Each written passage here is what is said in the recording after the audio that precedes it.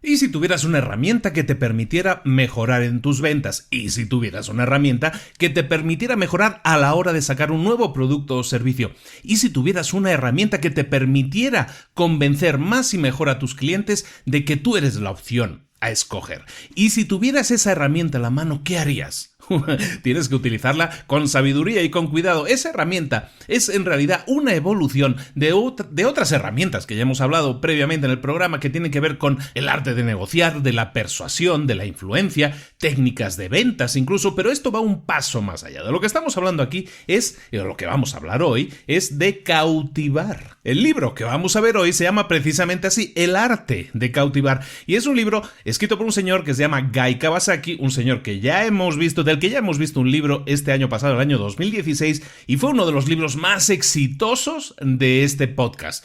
El libro que vimos en aquel momento se llamaba El arte de empezar, muy conocido ya creo que por todos, y muy recomendado por mí especialmente, y ahora vemos una que podríamos llamar continuación, de hecho, que se llama El arte de empezar, publicado en el año 2013 por el señor Guy Kawasaki. Es el libro que vamos a ver hoy, aquí, ahora, en Libros para Emprendedores. Sin más, ¡comenzamos!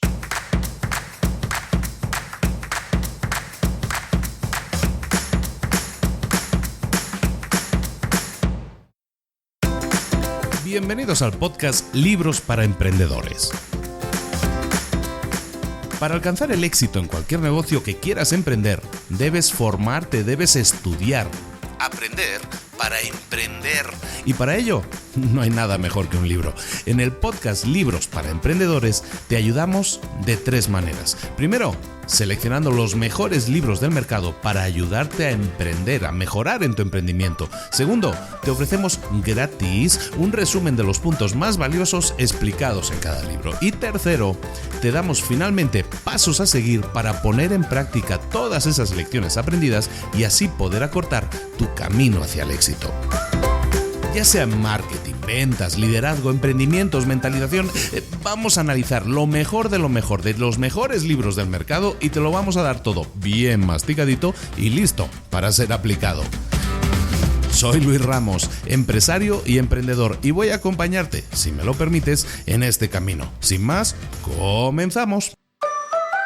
Muy buenas a todos, bienvenidos un año más a Libros para Emprendedores. Comenzamos oficialmente, ahora sí, el año 2, el año 2. Este año promete cosas espectaculares. Y una de las metas, hablamos ya de metas, porque habíamos hablado al final del año en varios capítulos, en varios episodios, de metas. La meta para este año es, y la digo aquí ahora en el primer capítulo, en la primera frase que decimos grabada para este año, es que quiero llegar a los 100 capítulos, sin contar las píldoras rojas. Las píldoras rojas creo que fueron como 20 más o menos. Sin contar eso, vamos por los 40 y tantos capítulos, y lo que vamos a hacer es intentar llegar este año a los 100 capítulos, es decir, más de un libro por semana. Y me dirás, pues no empiezas bien porque la primera semana ya no publicaste. Es cierto. La verdad es que ya lo había comentado en el último capítulo del año pasado. La verdad, con las niñas se nos complica un poco más. Han venido los Reyes, ha sido días muy movidos, la verdad. Entonces lo hemos pasado muy bien. Ha sido una semana familiar. No me la tenía pensado tomar así de hiato en el tema del podcast, pero pues así ha sucedido. Espero que los que estuvieran esperando me disculpen. Y los que no me estuvieran esperando, pues no pasa nada, ni se molestarán seguramente. Bueno, el tema es el siguiente. Vamos a hablar en este año, entonces, como te decía, de metas. Y este año la meta del podcast, una de las metas del podcast, pero así en plan numérico y muy fácil de entender, vamos a llegar al capítulo 100. Ese es mi objetivo. Espero alcanzarlo y espero que la gente me vaya apretando. Por lo tanto, si alguna semana yo me despisto, pues puede ser que otra semana fácilmente haya 2 libros por semana. Avisados quedáis porque este año vamos con todo. Es decir, si estamos ahora, ¿cuánto estamos? ¿En 44, 45? Son 55, 56 libros que vamos a revisar. O bueno, ves que algunas veces hay libros que requieren, o yo pienso que requieren de más de un capítulo. Bueno, se cuenta como capítulos. Vamos a intentar entonces llegar a esos 55, 56 capítulos este año. Espero que así sea, tengo muchísima ilusión en llegar al número 100 ya, me urge, entonces me falta un año, básicamente, para conseguirlo, y espero que sigas ahí a mi lado escuchando, y van a ser muchos libros. Tengo una lista muy larga de libros y cada vez mucha más gente me envía algún correo, me envía algún mensaje y me comenta, oye, pues ¿por qué no revisas este? ¿Por qué no revisas el otro? Perfecto, me encanta, y la mayoría de libros que la gente me pide que revisemos son libros que yo ya tengo en la lista, son libros que ya me he leído en la mayoría de los casos, a lo mejor hay pocos casos en los que no, pero estamos muy de acuerdo en que los gustos de la gente, los gustos de los oyentes, que al final son nuestros clientes, pues están muy de acuerdo, muy alineados con los míos. Entonces eso me parece perfecto y vamos a seguir por ese camino. Oye, hoy vamos a ver el arte de cautivar para empezar este año 2017. Volvemos con Guy Kawasaki, un señor de 63 años, nació en Hawái y que pues tiene cierta fama porque es uno de los trabajadores de Apple de los años 80, de la primera etapa de Steve Jobs, que tenía una empresa, ya no sé si la tiene o la tenía, una empresa que se llama Garage y que era una empresa de capital riesgo muy famosa, que también invirtió mucho, y ahora, por ejemplo, para los más recientes, y yo creo que ya lo había comentado la otra vez, participa en la empresa Canva. Canva es una empresa australiana que utilizo yo habitualmente para todas las imágenes que tienen que ver con el podcast. Están todas creadas con Canva, que es una herramienta gratuita de retoque, bueno, de montaje fotográfico, no tanto como de retoque, aunque sí tiene sus habilidades para eso. Bueno, pues Guy Kawasaki es muy conocido porque es uno de esos gurús que se pasa el tiempo hablando, haciendo presentaciones, un tipo muy conocido, un tipo muy respetado por sus opiniones. Bueno, y como decíamos, en el año 2007 escribió un libro que se llama El arte de empezar, fantástico libro que ya hemos revisado aquí en 2 capítulos, de hecho, y luego en el año 2012-2013 publica en inglés The Art of Enchantment, el arte del encantamiento, podríamos decir así, y tiene mucho que ver eso, ¿no? Cautivar, me encanta la palabra en español, esa sí es una muy buena traducción, y en español se llama, publicado en el año 2013, El arte de cautivar. El arte de cautivar de Guy Kawasaki podríamos llamarlo una continuación no oficial del arte de empezar, por eso de hecho se llama muy parecido, ¿no? O sea, pues para crear esa relación. ¿Y por qué lo digo? Porque lo que vamos a ver aquí son, ahora sí, tácticas a poner en práctica, listas de cosas que podemos hacer para a la hora de mejorar nuestra comunicación, a la hora de posicionarnos mejor, a la hora de si vamos a crear un producto, cómo hacerlo de una manera más lógica con los tiempos que corren, ¿de acuerdo? Y todo eso lo vamos a ver ahora muy rápidamente. Lo primero que vamos a hacer es hablar de por qué es necesario cautivar. ¿Qué es cautivar? Para empezar, ¿qué es cautivar? Cautivar a la gente es una manera de, podríamos llamarlo conquistarlo, ¿no? Cuando conquistas a alguien, cuando lo cautivas, es que llamas su atención de una manera especial. Y esa manera tiene que ver más no con sacarle algo a la otra persona, es decir, a lo mejor estás utilizando la influencia para tener una posición superior sobre esa persona. En este caso no. Cuando cautivamos a la gente buscamos esa especie de conquista en la que estamos utilizando técnicas no habituales de venta, podríamos decirlo, pues para llenar a esa persona de satisfacción, ¿de acuerdo? Eso podríamos llamar lo que es cautivar. Bueno, ¿por qué es necesario cautivar? Porque cuando cautivas a una persona, cuando conquistas a una persona, pues se crea un vínculo.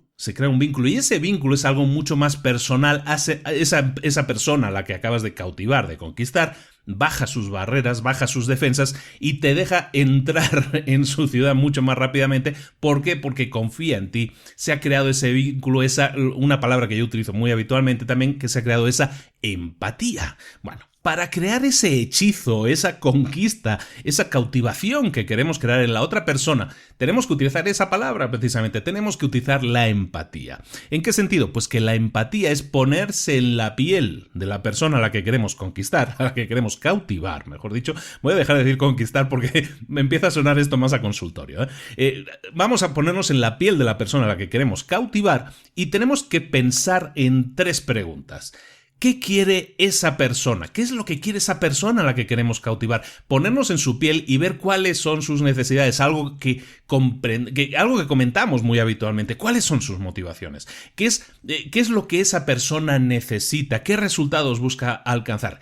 En definitiva, como decíamos, 3 preguntas. La primera, ¿qué quiere esa persona? Lo que decíamos ahora. La segunda, ¿vale la pena el cambio? Nosotros, cuando estamos proponiéndole a una persona algo, es decir, cuando nosotros le estamos vendiendo algo, ofreciendo algo, nuestro producto, nuestro servicio, Le estamos ofreciendo un cambio. Sabemos que esa persona tiene unas necesidades. Lo hemos visto en la pregunta anterior. ¿Vale la pena el cambio? Que esa es la segunda pregunta. Es decir, ayudar a esa persona, a cautivarla, a que entre en nuestro mundo. Esa persona va a pensar, ¿vale la pena el cambio? ¿Lo que me están ofreciendo es algo que me interesa realmente y por lo que yo me puedo esforzar? Los beneficios de ese cambio deben siempre superar el costo y las ventajas de permanecer igual. Siempre estamos hablando también de nuestra área de confort. Si yo soy la persona que recibe tu información, tú me quieres vender algo, ¿de acuerdo? Tú me quieres cautivar. Bueno, tú me tienes primero que conocer. Primera pregunta, ¿qué quiero yo? La primera pregunta. La segunda pregunta, yo tengo que decir, ¿vale la pena el cambio que tú me estás ofreciendo? Es decir, ¿los beneficios que tú me ofreces son superiores al costo económico o de tiempo o de energía o las ventajas que yo tengo si me quedo tal cual como estoy en mi área de confort? Esa es la segunda pregunta y tiene todo que ver con la empatía. Y la tercera pregunta, importantísima. Tienes que convencer a esa persona de que sí puede cambiar, porque la pregunta que se va a hacer esa persona es, ¿puedo cambiar? ¿Soy capaz de cambiar? ¿Soy capaz de llegar a la meta que tú me estás proponiendo? Eso es fundamental porque la persona, o sea, nosotros no estamos vendiendo algo, le estamos vendiendo la idea de que puede alcanzar un resultado. Entonces, tenemos que convencer a esa persona de que es posible cambiar. Mucha gente tiene esos bloqueos mentales que les impiden cambiar. Nosotros, nuestra tarea a la hora de cautivar es convencerlos primero, de que les conocemos, que sabemos a dónde quieren llegar, cuál es su destino, que ese destino, convencerles de que vale la pena, que es mucho mejor moverse hacia ese punto B, hacia ese destino, y también que ellos pueden hacerlo, que ellos son capaces y tienen la energía, las ganas o la calidad para conseguirlo, ¿de acuerdo? Entonces esas tres preguntas son importantes que siempre las tengamos en mente, y con estas tres preguntas, básicamente, se me hace de lo más importante del libro, ¿de acuerdo? Entonces por eso incido un poco más en eso. ¿Qué quiere esa persona? ¿Vale la pena el cambio? ¿Puedo cambiar? Esas tres son las preguntas que tú te tienes que hacer siempre empatizando, poniéndote en la piel de esa otra persona y ver si realmente esa persona la podemos convencer, conocerla, convencerla de que vale la pena y de que sí puede hacerlo.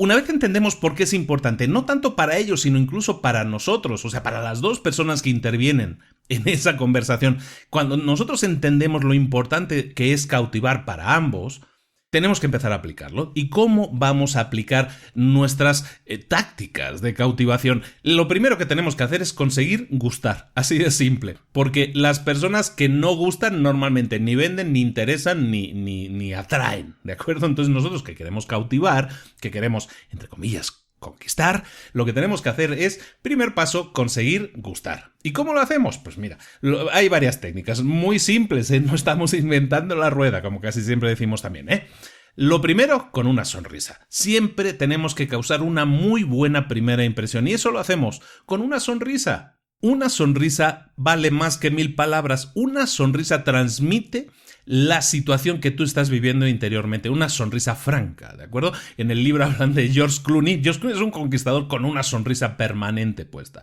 Pues tú tienes que estudiar también cómo conquistar con tu sonrisa, cómo transmitir con tu sonrisa algo cautivador, que es que tu estado mental es agradable, que te sientes bien contigo mismo y eso lo transmites con una sonrisa. Evidentemente eso es el primer paso. Hay más pasos. El siguiente paso que tienes que tener en cuenta es cómo vestirte. En el libro lo llaman vístete para el empate, vístete para empatar. ¿Eso qué quiere decir?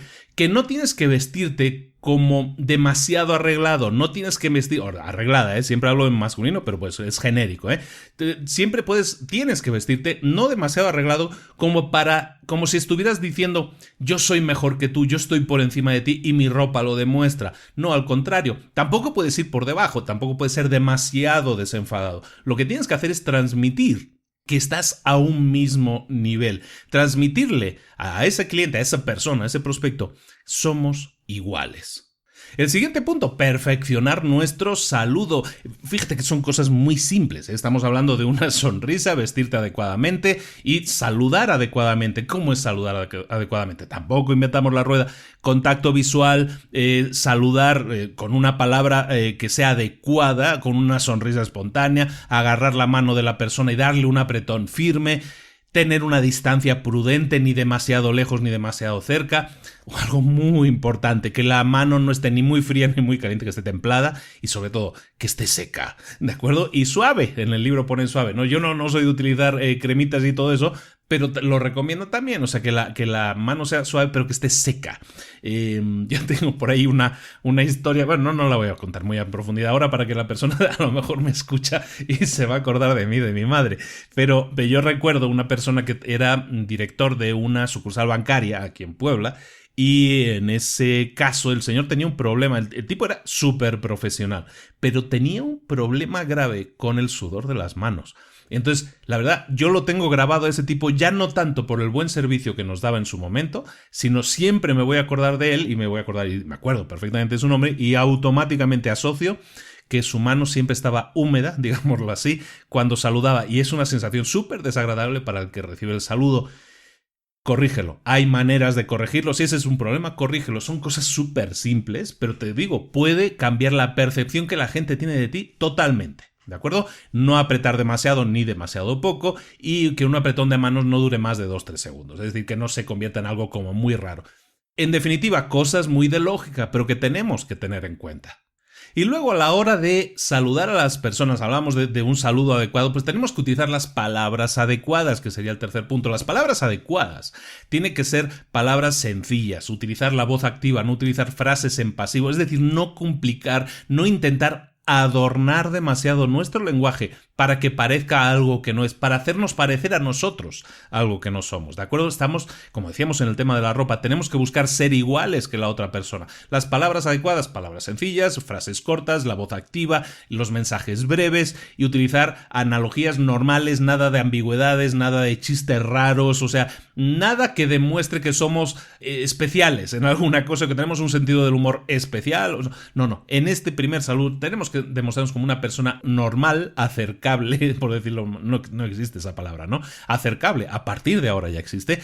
Tenemos que ser, es que en inglés existe, ¿no? El approachable, ¿no? Que somos, que se nos puede acercar a alguien a nosotros y que no somos raros ni mordemos, así de fácil, ¿no? El siguiente punto sería aceptar a los demás. Para aceptar a los demás lo que tenemos primero es que hacer un esfuerzo de ver de nuevo que no somos mejores ni peores que los demás, que no somos jueces de nada. Para gustar a los demás tenemos que gustarnos a nosotros mismos, pero para gustarnos a nosotros mismos también nos tiene que gustar la otra persona. Tenemos que ser capaces de aceptar a las personas como son, mejor dicho. La gente, me gusta mucho esta frase, la gente no es binaria, la gente no estamos hablando, ¿qué es binario? Son dos valores, ¿no? O blanco o negro, la gente no es ni lista, ni tonta, ni válida o inútil. Todas las personas tienen puntos fuertes y puntos débiles, y eso es algo que debemos aceptar desde ya. Y recuerda esto también, todo el mundo, cualquier persona, es mejor que nosotros en algo. Probablemente no lo sepamos, pero esa persona a la que nosotros a lo mejor tenemos tendencia a despreciar un poco, por decirlo de alguna manera, a no aceptar, seguramente es mejor que nosotros en algo. Por lo tanto, tiene también puntos fuertes. Sepamos apreciarlo y aceptarlo. Porque la gente en general, nosotros, entre todos nosotros, nos parecemos más que nos diferenciamos, ¿de acuerdo? Y toda gente merece atención, por lo tanto, debemos aceptar a toda la gente como es, pensar que son buenos en algo y que merecen siempre, cualquier persona merece atención. Y eso es súper importante. Luego, otro punto importante, siguiente punto, y es el último de este capítulo, es el no imponer nuestros valores. ¿Qué es eso? Imponer nuestros valores o nuestras creencias, y vamos a ver que es algo mucho más genérico, como valores no tiene que ser, no sé, creencias así muy filosóficas, muy de ética, sino imponer nuestros valores es a lo mejor es levantar murallas, levantar defensas que no debemos hacer. En el libro pone un ejemplo para que veas que no tiene tanto que ver con temas éticos, sino que puede ver con cualquier cosa. Hablan de Facebook, ¿no? Facebook, cuando se crea, Facebook es un servicio que funcionaba para universidades. ¿Habéis visto ¿cómo se llama? La red social, me parece, ¿no? La Social Network, la película, fantástica película de David Fincher. Ahí hablaban del inicio de Facebook. ¿Y Facebook qué era? Pues es un portal originalmente que está destinado a, pues, un libro de caras, como dice su nombre, para universitarios. Y pasa un año, y pasa más de un año incluso, hasta que eso crece. Ese valor con el que se creó esa aplicación era el valor, esta es una herramienta para universitarios. De hecho, no podía entrar cualquier persona, solo podían entrar por invitación o solo podían entrar gente que estuvieran en determinadas universidades. Así es como funcionaba. Eso lo cambiaron y cuando levantaron esa prohibición, por decirlo de alguna manera, levantaron esa imposición que nos tenían puestos de que nadie más podía entrar, yo ya no era universitario, yo no podía entrar en Facebook. Yo creo que entré en Facebook como creo que en el 2008, más o menos, por ahí tiene que estar anotado, ¿no? En el propio Facebook. Pero yo creo que entro en el 2008 cuando Facebook se crea en el 2005. ¿Por qué? Porque yo no era universitario, yo no podía entrar y aparte las universidades originales eran las de Ivy League, que le llaman, que son las 4 o 5 principales de Estados Unidos.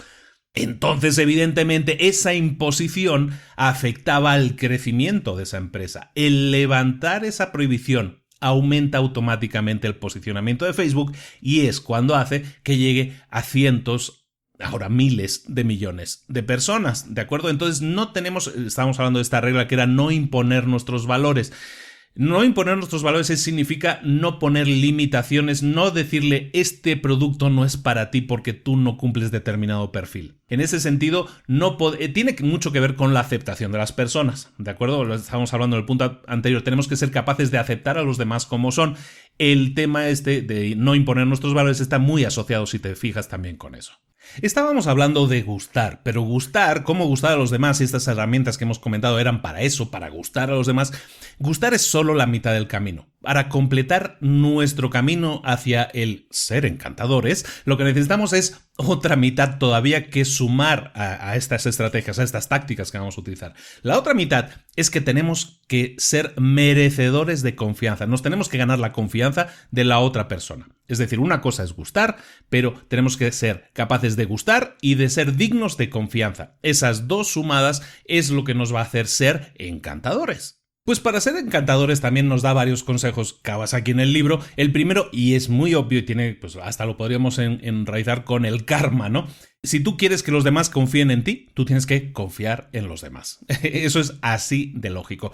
¿Cómo puedes hacer para confiar en los demás? Para inspirar mayor confianza. Porque la confianza es importante. ¿Cómo lo puedes hacer? Mira, en el libro habla de varios puntos. Uno, le llama ser un mensch, que es una palabra judía, pero básicamente, traducido eso y dejándotelo ya muy masticadito, lo que tienes que hacer es ser honesto, justo, amable y transparente, sin tener en cuenta con quién tratamos, ¿de acuerdo? Que eso es conectado con el capítulo anterior. Pero bueno, aparte de ser justo, amable, honesto, que es algo que son valores muy básicos, pero que también muchas veces no tenemos tan en cuenta, el siguiente punto es revelar nuestros intereses. Para ser dignos de confianza tenemos que ser transparentes. Ser transparente en ese sentido significa explicar inmediatamente y completamente cuáles son nuestros intereses. Que la gente no entienda que le estamos diciendo algo pero que tenemos un interés oculto.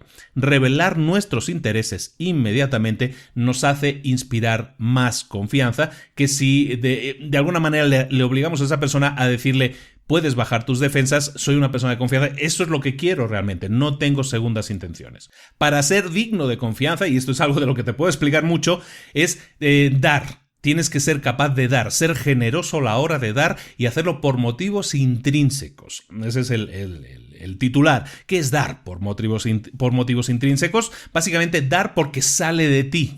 Intrínseco quiere decir que sale de ti, que sale de dentro de ti, ¿no? Entonces, si estamos hablando de ayudar a los demás, y yo te digo que de esto a lo mejor sí te puedo explicar algo porque pues a los que estamos haciendo, todas las personas que hacen podcast, probablemente todas, el 99%, lo hacen por un motivo intrínseco, es decir, quieren hablar de ese tema, quieren compartir con los demás, quieren ayudar a los demás de alguna manera. Entonces cada vez que tú das, por ejemplo nosotros en el capítulo, son los episodios son gratuitos, los artículos que damos, los retos para emprendedores, todo eso es dar por motivos intrínsecos. Yo quiero ayudar a los demás, sale de mí ayudar a los demás. Eso hace que yo sea más digno de confianza que a lo mejor otra persona. ¿Por qué es interesante eso? Aunque ese no sea el objetivo, a la hora de tú ser generoso en el dar, eso hace que los que lo reciben lo vean como un favor. Si yo le estoy haciendo favores a la gente, eso en la gente crea de alguna manera una sensación de tener que cumplir con lo que se llama la ley de la reciprocidad, de devolverme el favor, básicamente, ¿no? Creas una deuda de alguna manera que a lo mejor yo no la estoy pidiendo cobrar nunca. ¿De acuerdo? Yo estoy regalando porque me apetece ayudar a otras personas, me siento bien haciéndolo. Y las personas que lo reciben se sienten bien recibiendo esa ayuda y a lo mejor incluso dicen, oye, pues de alguna manera siempre que te pueda ayudar o cuando pueda ayudarte te voy a poder ayudar. Creas esa sensación de reciprocidad, de deuda que tienes que cumplir y eso es súper interesante porque genera confianza en los que reciben tu ayuda. Otra forma de ganarse la confianza de la gente es cultivándote, teniendo más conocimientos y sobre todo siendo más competente en los conocimientos que tienes. Y fíjate que, ¿cómo puede estar eso relacionado con la confianza? Pues muy directamente. Si tú eres un profesional que sabe muchísimo de un tema, si estás constantemente formándote para saber más, si tienes esa inquietud de crecer interiormente en tus habilidades y sobre todo en ponerlas en práctica, porque una cosa es tener el conocimiento, una cosa es estudiar un libro y otra cosa es saber cómo hacerlo, cómo llevarlo a la práctica. Son cosas diferentes. Entonces, no solo es tener conocimientos o ganar conocimientos, sino ser competente en los conocimientos que tienes. Eso es fundamental porque transmite tu propia confianza en tus propios conocimientos y eso automáticamente hace que esa persona tenga confianza en ti porque detecta, ve que eres bueno en lo que haces. Otro punto importante, tenemos que presentarnos. Que no solo es ser honesto, o sea, tenemos que presentarnos, estar en comunicación, porque es un poco más global, no solo presentarnos y decir, hola, buenas tardes, soy Luis, sino tenemos que tener conocimientos, competencia, lo que hemos dicho, pero tenemos que ser capaces de relacionarnos con los demás. En el mundo digital no solo es quedarse en casa y decir, bueno, voy a salir a relacionarme. En el mundo digital lo que tenemos que hacer, presentarnos, significa si nosotros estamos poniendo un post en Facebook, si nosotros estamos poniendo tweets o estamos poniendo correos y recibimos respuestas o preguntas o dudas o comentarios de la gente, presentarse, estar presente, llamémoslo así, significa responder a esa gente, estar presente en sus vidas. Si alguien nos pregunta algo, responder. Yo lo comento habitualmente y no es una medalla que me quiera poner, o sea, yo le dedico horas al día a responder a los mensajes de la gente y creo que hay mucha gente que pueda atestiguar que hay mucha gente que recibe correos largos míos a veces, no mucha gente, pero a veces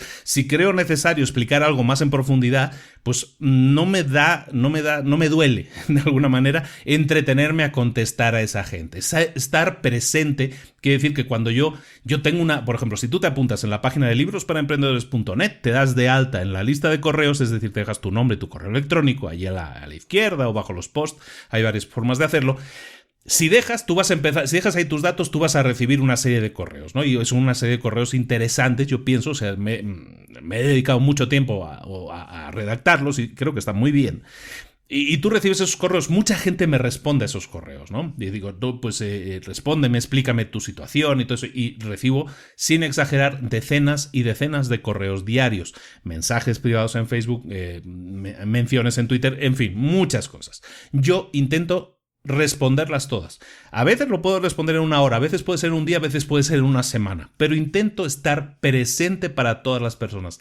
De nuevo, ¿por qué? Porque eso me hace ser digno de confianza. Esto es algo, por lo tanto, que en lo que yo creo mucho, ¿no? En este libro estoy muy alineado con lo que dicen en este libro, precisamente por eso, porque creo que es importante hoy en día crear relaciones de verdad. Y ponemos el de verdad entre comillas, crear relaciones de verdad con la gente con la que tratas. Y digo entre comillas porque yo estoy hablando de responder mails de gente que está en Honduras, en Perú, en España, en Estados Unidos, en muchas partes, a gente a la que ni siquiera tengo una cara para asociar. Son gente a la que no conozco personalmente, pero sí me preocupa poder ayudarles, poder darles soluciones, si está en mi mano, o una respuesta, o un camino, o un ánimo, si es posible, ¿de acuerdo? Estar presente para ellos hace que se genere pues una relación entre nosotros, se genera una empatía y eso es súper importante porque tú estás creando algo. Estás creando un ente, estás creando un grupo. Yo hablo muchas veces de eso, lo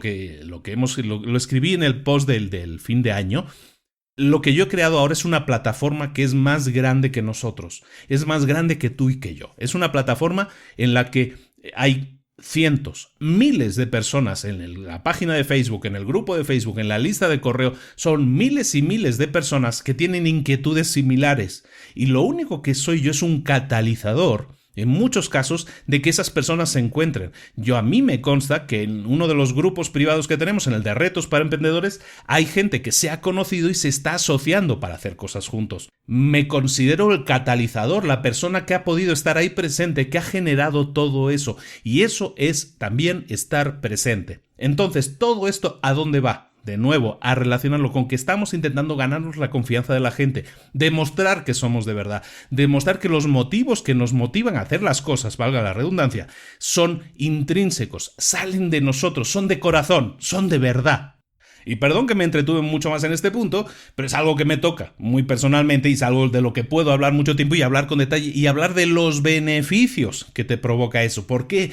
Porque si yo ahora saco un curso, si yo ahora saco un coaching, yo me he ganado la confianza ya de mucha gente. Y no es que yo esté pidiendo reclamar que me devuelvan una deuda. No, al contrario, pero si yo ahora tengo algo que ofrecer de un valor mucho más alto, a lo mejor incluso, y que lo quiero compartir con algunas personas, esas personas saben que pueden confiar en mí, porque de alguna manera, y entre comillas de nuevo, ya me conocen. Es decir, ya gozo de su confianza. Eso es lo que me permite a mí crecer también en mi plataforma y poder hacer más cosas. Entonces, sustituyen todas estas frases el mí, el Luis, y sustitúyelo por algo tuyo. Puedes tú ser capaz de estar presente, de generar esa plataforma en la que la gente sea capaz de compartir sus inquietudes, sus dudas, sus ganas de crecer.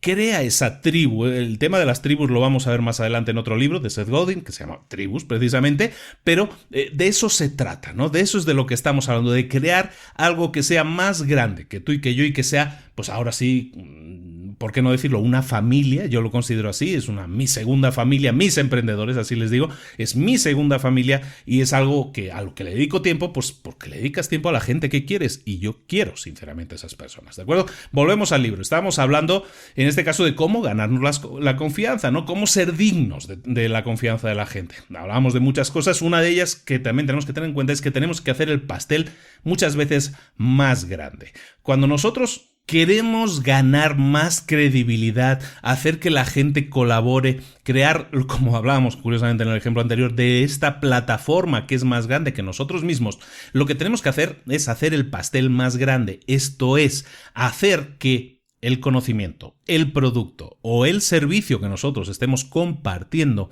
sea capaz de llegar a más gente, que sea capaz de ser utilizado por más gente, que sea capaz de ser disfrutado por más gente.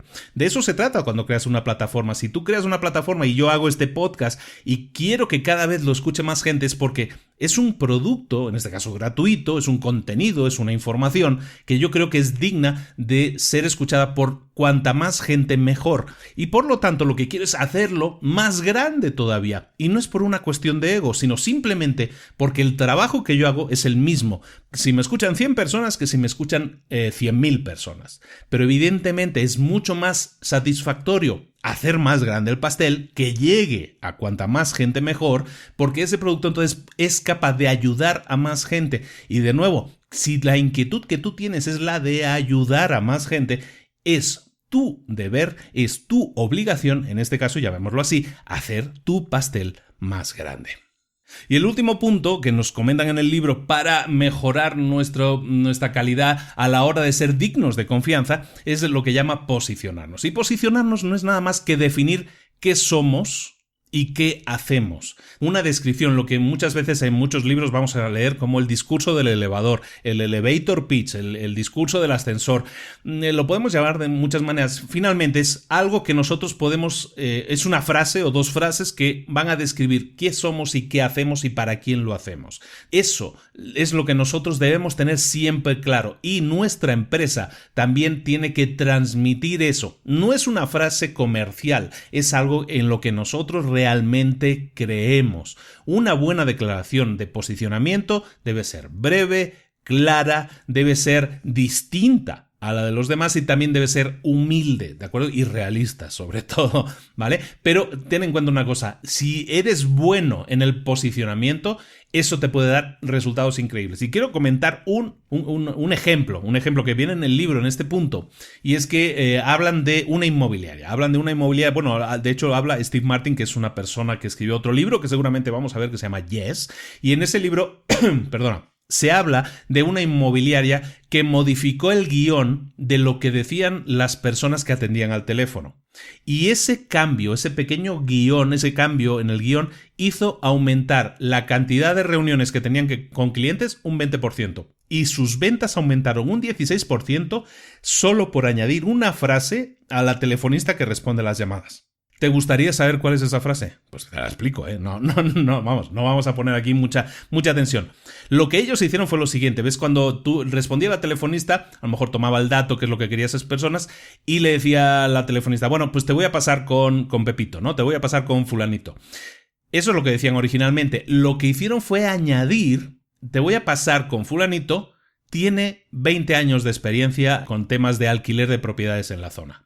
O te voy a pasar con menganito, que es un experto con más de 18 años de experiencia en temas de ventas de casas en Puebla, por ejemplo. ¿Vale? Lo que hicieron fue eso, a la telefonista, te voy a pasar con tal persona, y de alguna manera le dio una mini frase que posicionaba a esa persona dentro de la empresa como alguien especial. Eso automáticamente hace crecer la credibilidad de la persona que va a recibir la llamada. Ese fulanito, menganito, te paso con fulanito, pues fulanito cuando recoge la llamada y recoge a esa persona que ha llamado, inmediatamente la persona ya piensa en fulanito o menganito de una manera diferente. Dice, estoy hablando con un profesional, con una experiencia demostrada, no estoy hablando con un mindundi cualquiera. Eso es importantísimo. El posicionamiento es genial.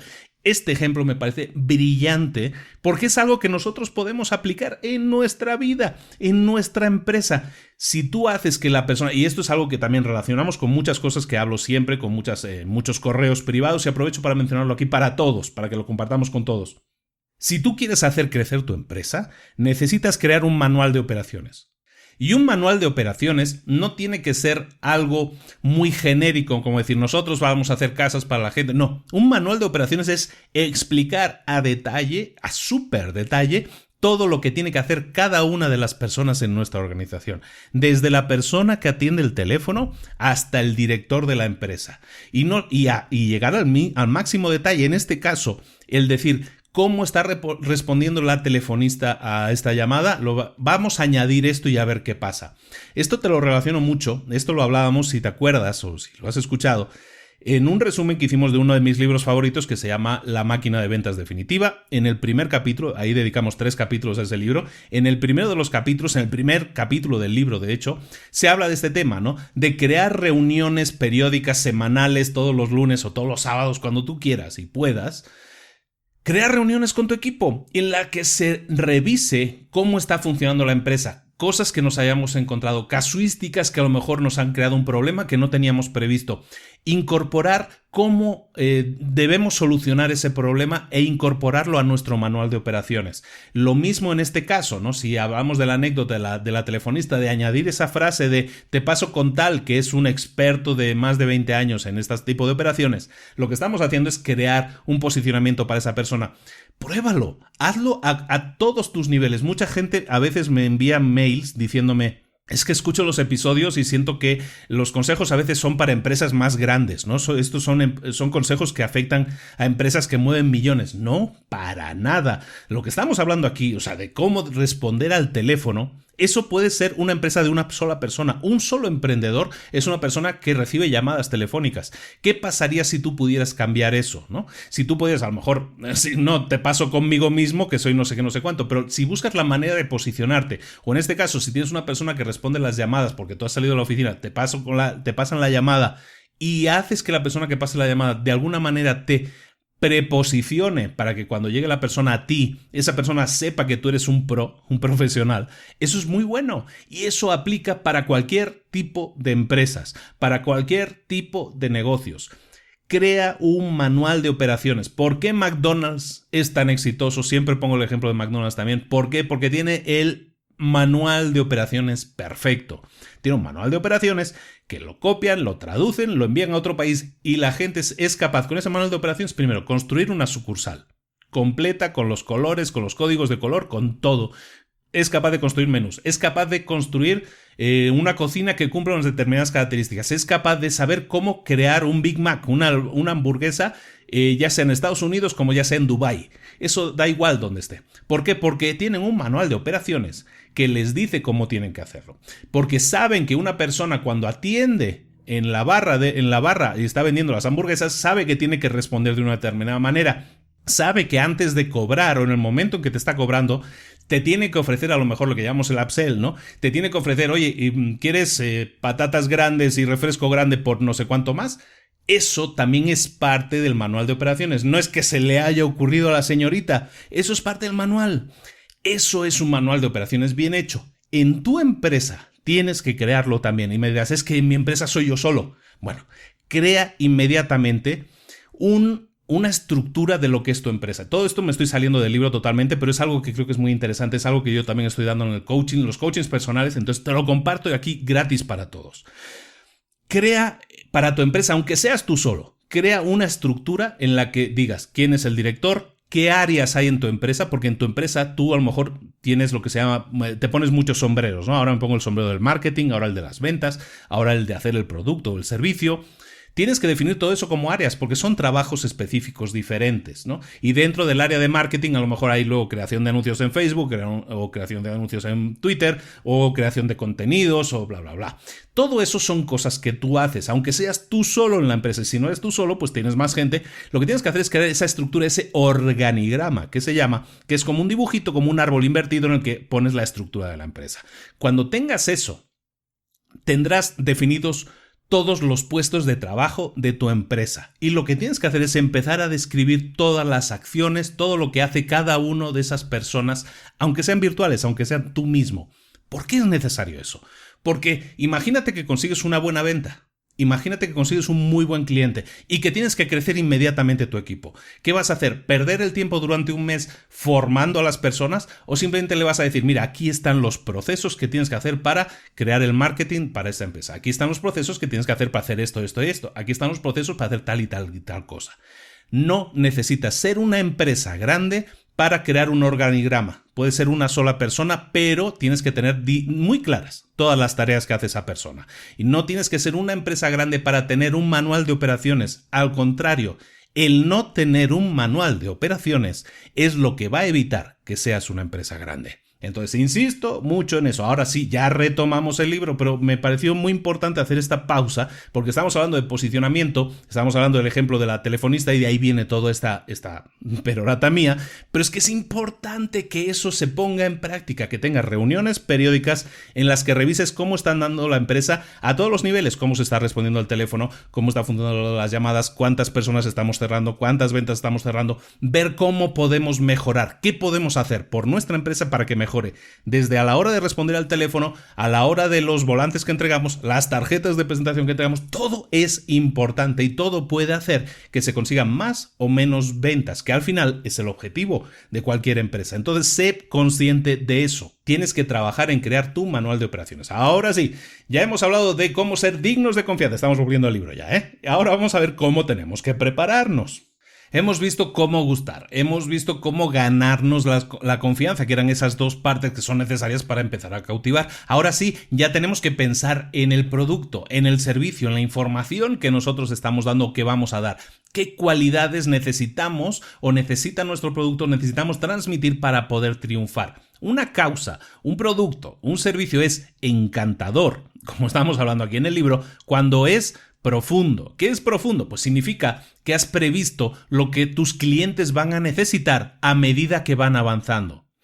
Y en el ejemplo te ponen a Google, ¿no? Google, cuando empezó era un buscador, pero Google se ha convertido en alguien que va dando soluciones a los clientes a medida que van avanzando. Si tú te quedas solo en que es un buscador, perfecto, pero puede ser un buscador, pero a lo mejor necesitas un correo electrónico, Google te lo da. A lo mejor necesitas, yo qué sé, una aplicación de mapas para llegar a un lugar, Google te lo está dando también. A lo mejor vas avanzando en una curva tecnológica cada vez mayor, Google tiene herramientas para irte ayudando en ese camino que vas emprendiendo en el tema, en su caso, en tema tecnológico, ¿no? Pero empiezas con un buscador, o empiezas con el correo electrónico, o empiezas con lo que sea y vas subiendo, y a lo mejor llega un momento en que tienes que hacer anuncios y publicidad, también tienen herramientas para eso. A lo mejor llega un momento que tienes que hacer análisis de estadísticas de tu página web, también tienen productos para eso. Es decir, a medida que vayas avanzando, Google se ha preocupado de prever qué camino vas a seguir, y entonces te ofrece soluciones que te van a ayudar en ese camino que estás recorriendo y que ellos ya han previsto. Estamos hablando de profundidad, ¿no? Un servicio, un producto es profundo cuando cubres esas necesidades a medida que van apareciendo.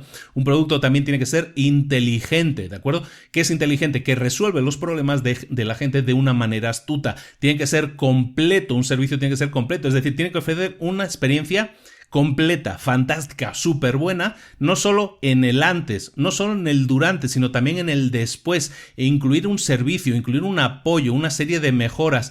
Todo eso es importante y esos son ejemplos que hemos visto ya en otros capítulos, en otros episodios. Siempre se habla de Zappos, por ejemplo, ¿no? Zappos es una empresa que vende zapatos por internet. Pues Zappos es famosa por su servicio al cliente. De hecho, se han escrito libros al respecto sobre el fabuloso servicio al cliente que ofrecen. Eso genera una experiencia que decimos completa para el usuario, que hace que su producto sea más memorable. También un producto o servicio debe ser facilitador, y facilitador lo tenemos que entender en el sentido de que hace las cosas fáciles. Permite a las personas hacer las cosas mejor de lo que lo solían hacer antes. Es decir, nosotros tenemos que facilitar la vida. Un producto o un servicio tiene que ser facilitador, no tiene que complicarla. Y tiene que ser elegante, que es el último punto. Una causa elegante, un producto elegante, un servicio elegante es algo que transmite que te estás preocupando por la experiencia del usuario. Y en este caso siempre pensamos en Apple. Apple hace productos súper elegantes porque también transmite que se está preocupando por la experiencia del usuario, y eso es algo que el desaparecido Steve Jobs siempre se ocupaba de remarcar en todas sus presentaciones. Se preocupaban por la experiencia del usuario, ¿no? El user experience es una frase que no es acuñada por él, pero es algo que él popularizó sobremanera. ¿Por qué? Porque estaba preocupado por la experiencia del usuario, por crear máquinas que no tuvieran manuales de instrucciones. Tú compras un teléfono de Apple o compras el iPod en su momento, compras lo que sea. Son máquinas que tienen un botón. Básicamente tienen un botón para encender y apagar y no tienen manual de instrucciones.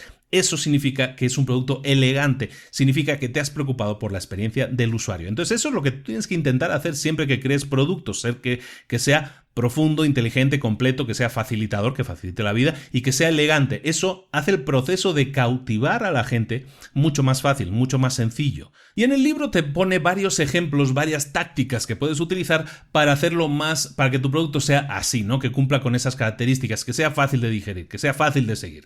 Uno de los ejemplos que te pone es que utilices lo que se llama un tricolon, unas series trimembres. Esta cosa así lo podemos llamar tríadas también, son grupos de 3. No es nada más y nada menos que eso. Utilizar frases que contengan 3 partes que sean de la misma longitud, y eso lo vemos en muchos eslóganes, en muchas frases promocionales de que se han utilizado durante toda la vida, ¿no? Por ejemplo, en temas de inmobiliaria, se habla siempre de él, en Estados Unidos le llaman el location, ¿no? Que es ubicación. ¿Qué 3 características son las más importantes para que un local sea exitoso? Ubicación, ¿no? El location. Hay 1000 frases que podemos llamar. Mira, yo desde la antigua Roma, no sé, vi, vencí, ¿no? Por el Veni Vidi Vinci, ¿no? Por ejemplo, ese tema de frases con 3 partes que sean de la misma longitud es algo muy pegadizo, es algo que queda y que hace que sea muy fácil de digerir lo que tú estás transmitiendo. Si tú eres capaz de crear una frase con 3 partes iguales que diga exactamente cómo funciona o lo que tú estás ofreciendo o los resultados que estás ofreciendo, tienes entonces una frase exitosa. Una frase que puede transmitir muy bien lo que tú haces y puede transmitir los resultados, y la gente se va a quedar con esa idea mucho más fácilmente que si utilizas frases más complejas o frases más genéricas, ¿no? Que también ahí te remito un poco al libro del Start With Why, el por qué, el del por qué, porque ahí también hablamos de ese tema, ¿no? De cómo transmitir lo que tú quieres transmitir, lo que tú haces en una empresa, ¿no? Entonces, a nivel marketing, si logras generar una frase con 3 palabras o 3 trozos que sean así iguales y que sea pegadiza, eso te va a dar una ventaja competitiva a la hora de vender. Luego, utiliza metáforas o utiliza símiles. Son juegos que haces con el vocabulario. Una metáfora es comparaciones. Aquí en el ejemplo ponían un ejemplo de Johnson & Johnson, de las tiritas, ¿no? En México le llaman las curitas, ¿no? ¿Qué anuncio era ese? Pues era uno que decía: saluda al nuevo guardaespaldas de tu hijo. Evidentemente, una tirita o una curita no es un guardaespaldas de por sí, pero eso es una metáfora. Lo que está haciendo ahí es generar la asociación de ideas de que la tirita o curita es algo que protege a tu hijo, porque de hecho está enviando dos mensajes. Primero, que es lo suficientemente fuerte para proteger a tu hijo, que es algo que tú quieres, y tu hijo es algo que tiene mucho valor para ti. Entonces tú te sientes empatía con ese mensaje, porque si es algo que yo valoro, me gustaría que mi hijo tuviera un guardaespaldas si fuera posible toda la vida. Bueno, lo mejor entonces es tener una curita o una tirita a mano, ¿no? Por ejemplo, eso es una metáfora, ¿no? La tirita es el nuevo guardaespaldas de tu hijo. Un símil es algo parecido, pero es algo en lo que se utiliza normalmente se utiliza la frase algo como esto, algo como tanto como esto. Es decir, haces una comparación. Un símil es, por ejemplo, tomar drogas es como jugar con fuego, que es uno que te ponen aquí en el libro, ¿no? Tomar drogas es como jugar con fuego. Pones el como en medio, no es tomar drogas es quemarte, ¿no? Que sería la metáfora, ¿no? Entonces, esos son cosas que tú puedes hacer a la hora de transmitir las ventajas o qué es tu producto, cómo hacerlo llegar de una manera masticada, simple, sencilla. Lo que estamos hablando aquí es de transmitir, de llamar la atención a alguien sobre lo que tú haces de una manera que la gente lo entienda. Y la gente trabaja mucho mejor con metáforas, con símiles y con frases cortas o rítmicas que generen una cadencia, como lo de las tríadas que estamos diciendo, ¿de acuerdo? También mantenerlos las frases de la comunicación que tú hagas que sea breve. Y ponen el ejemplo de Nike. Nike, por ejemplo, la empresa de ropa deportiva, pues tiene el famosísimo eslogan, que es súper corto, estamos aquí hablando ahora de brevedad, pues se llama Just Do It, hazlo, ¿no? Just Do It es el símbolo de Nike. Lleva siéndolo, yo creo, desde los 80, puedo estar yo equivocado, pero pues son como 30, 40 años y sigue funcionando, ¿no? Son frases breves, son memorables, son fáciles de repetir y permiten crear una asociación inmediata con esa empresa. Dos últimos puntos para acabar con esta parte, y es que cuando generemos nuestros mensajes de comunicación tenemos que ser positivos, tenemos que, y aquí volvemos a un ejemplo que hemos visto hace muy poco, que tiene que ver con el tema de la publicidad que se pone en las cajetillas de cigarrillos de tabaco, y en el que, por ejemplo, dicen pues el fumar mata y todo eso, ¿no? Esos son mensajes negativos. Ponen aquí el ejemplo, dicen, si tú pones 25 millones de personas se están matando fumando cigarrillos, a lo mejor lo que estás transmitiendo es un mensaje negativo, pero también estás transmitiendo un mensaje de que hay muchísima gente que fuma, 25 millones de personas. Entonces, estás poniendo una frase negativa, estás poniendo información que puede ser extraída, extrapolada y que puede ser usada de la manera equivocada, enviando el mensaje equivocado. Es mucho más fácil de hablar de los beneficios que tiene el no fumar, ¿no? El decir... ¿Qué podríamos decir? Pues por decirle, por ejemplo, vas a poder disfrutar de tus nietos, tus hijos te van a ver durante toda la vida. Ese tipo de mensajes son mensajes positivos, en los que no hay doblez, en los que no estás diciendo hay 25 millones de personas como tú que se están matando a fumar a cigarrillos. Entonces, de esa manera eliminas. Es decir, hay que ser positivos en nuestros mensajes. Y por último, hay que ser respetuosos. Es decir, no podemos insultar la inteligencia de la gente. No podemos crear anuncios en los que se esté tratando como tonto al que los está viendo, en que le estemos diciendo baja 80 kilos en 4 días. Eso es mentira, eso no es, hay que ser respetuoso, no puedes exagerar, y hay muchos anuncios lamentablemente que utilizan esas técnicas para vender, porque todo vale entre comillas para vender. No estamos de acuerdo con eso, espero, pero eso pasa por mostrarse respetuoso, por respetar a los demás y no insultar su inteligencia. Una vez tenemos ya claro el producto, el lanzamiento que vamos a hacer, lo que tenemos que hacer es lanzarlo al mercado, exponer nuestro producto a la gente para la que lo estamos creando. Y tiene que ser un lanzamiento grande. Y para ello vamos a utilizar 3 tácticas. La primera es algo que también hemos comentado habitualmente. Contar historias es una forma muy efectiva de conectar con la gente. Y para ello, en el libro te pone 4 posibles estructuras de historias que tú puedes utilizar. Por ejemplo, el de las grandes aspiraciones que llaman, ¿no? Transmitirles la idea de que tú eres como una especie de héroe, o los creadores del producto son una especie de héroes que están creando algo, que trabajan durante noches o han trabajado infinidad de tiempo para crear algo que la gente va a adorar, ¿no? Están sacrificando su vida, trabajando día y noche porque tienen grandes aspiraciones, como decíamos, digamos, de crear algo que dé grandes soluciones a la gente, ¿no? Entonces, crear una estructura de historia alrededor de esa idea, pues es algo que tú tienes la posibilidad, seguramente, no en todos los casos, pues a lo mejor tienes la posibilidad de adaptarlo. Entonces, si transmites la idea de tu producto partiendo de ese kernel, partiendo de ese corazón, de esa historia, va a ser mucho más fácil que la gente entienda el esfuerzo que hay detrás de eso. Mucha gente va a ser probable que entienda que eso a lo mejor funciona mucho mejor o que hay mucho trabajo detrás de ello, ¿no? Entonces, a través de una historia lo puedes hacer. El ejemplo que te ponen, Steve Wozniak, que era el originario de Apple junto con Steve Jobs, Steve Wozniak era el técnico, ¿no? El que hacía los ordenadores. Pues la imagen de Steve Wozniak haciendo que la gente utilice más ordenadores y creando el mejor ordenador posible tecnológicamente y bla, bla, bla. Pues eso es algo que es la historia de grandes aspiraciones. Esa es una estructura posible. Hay otro tipo de estructuras, el David contra Goliat, por ejemplo, que es una estructura que podemos utilizar prácticamente todos los que somos pequeña empresa, ¿no? Es decir, siempre va a haber grandes corporaciones, grandes empresas con grandes recursos, grandes cantidades de dinero y grandes, plantillas con miles y miles de personas, y puedes estar tú con tu empresita, que puede ser tú solo o 3 o 4 personas, pero creas un arma secreta y sabes lo difícil que era combatir al grande, al David, al Goliat, ¿no? Tú siendo un David, alguien pequeño, pero esa historia de alguien que está retando a los grandes y lo hace sin miedo, lo hace con valentía, eso también es algo con lo que la gente puede empatizar, ¿no? Y los ejemplos son miles. Cualquier empresa pequeña que esté creando un producto pequeño que pueda competir en igualdad de condiciones contra los productos de empresas grandes, eso es una historia de David contra Goliat. Si tú eres capaz de crear una historia que se base en esta estructura, eso puede hacer que la gente empatice contigo y vea que eres el David que está luchando contra el Goliat y creando un producto que es mejor porque tiene determinadas características, bla, bla, bla.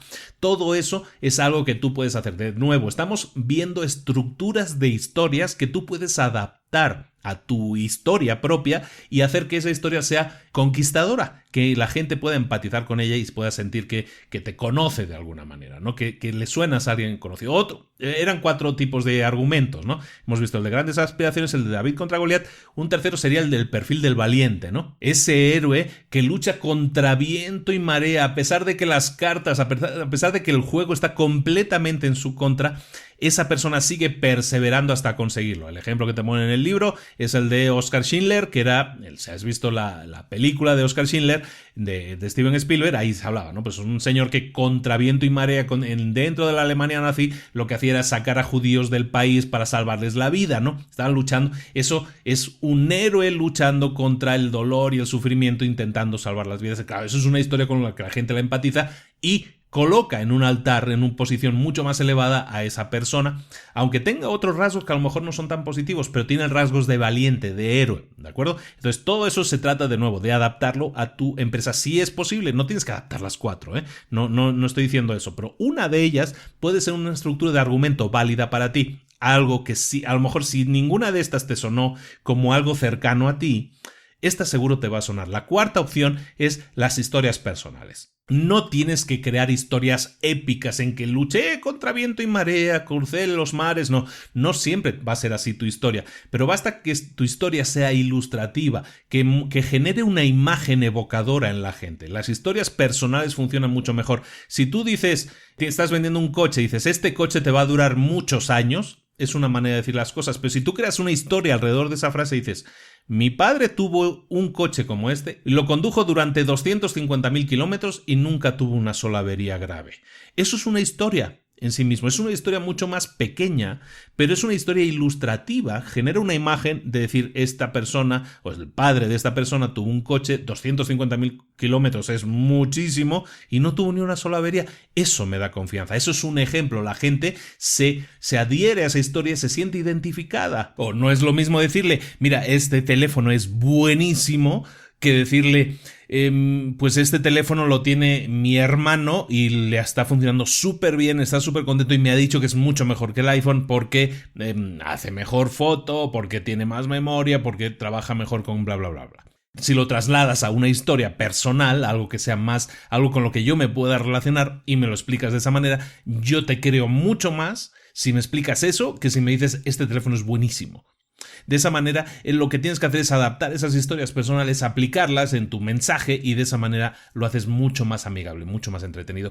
Hablábamos de que para el lanzamiento tienes 3 posibilidades. Una es la de utilizar las historias, lo que estamos hablando ahora de historias, y hemos visto 4 estructuras, pero también puedes utilizar como estrategia el involucrar a la gente. ¿De qué se trata involucrar a la gente? Es muy sencillo, pero funciona súper bien. Mira, lo que se trata es de utilizar historias que ya están en la cabeza de la gente e incorporarlas dentro de nuestras características o ventajas de nuestro producto.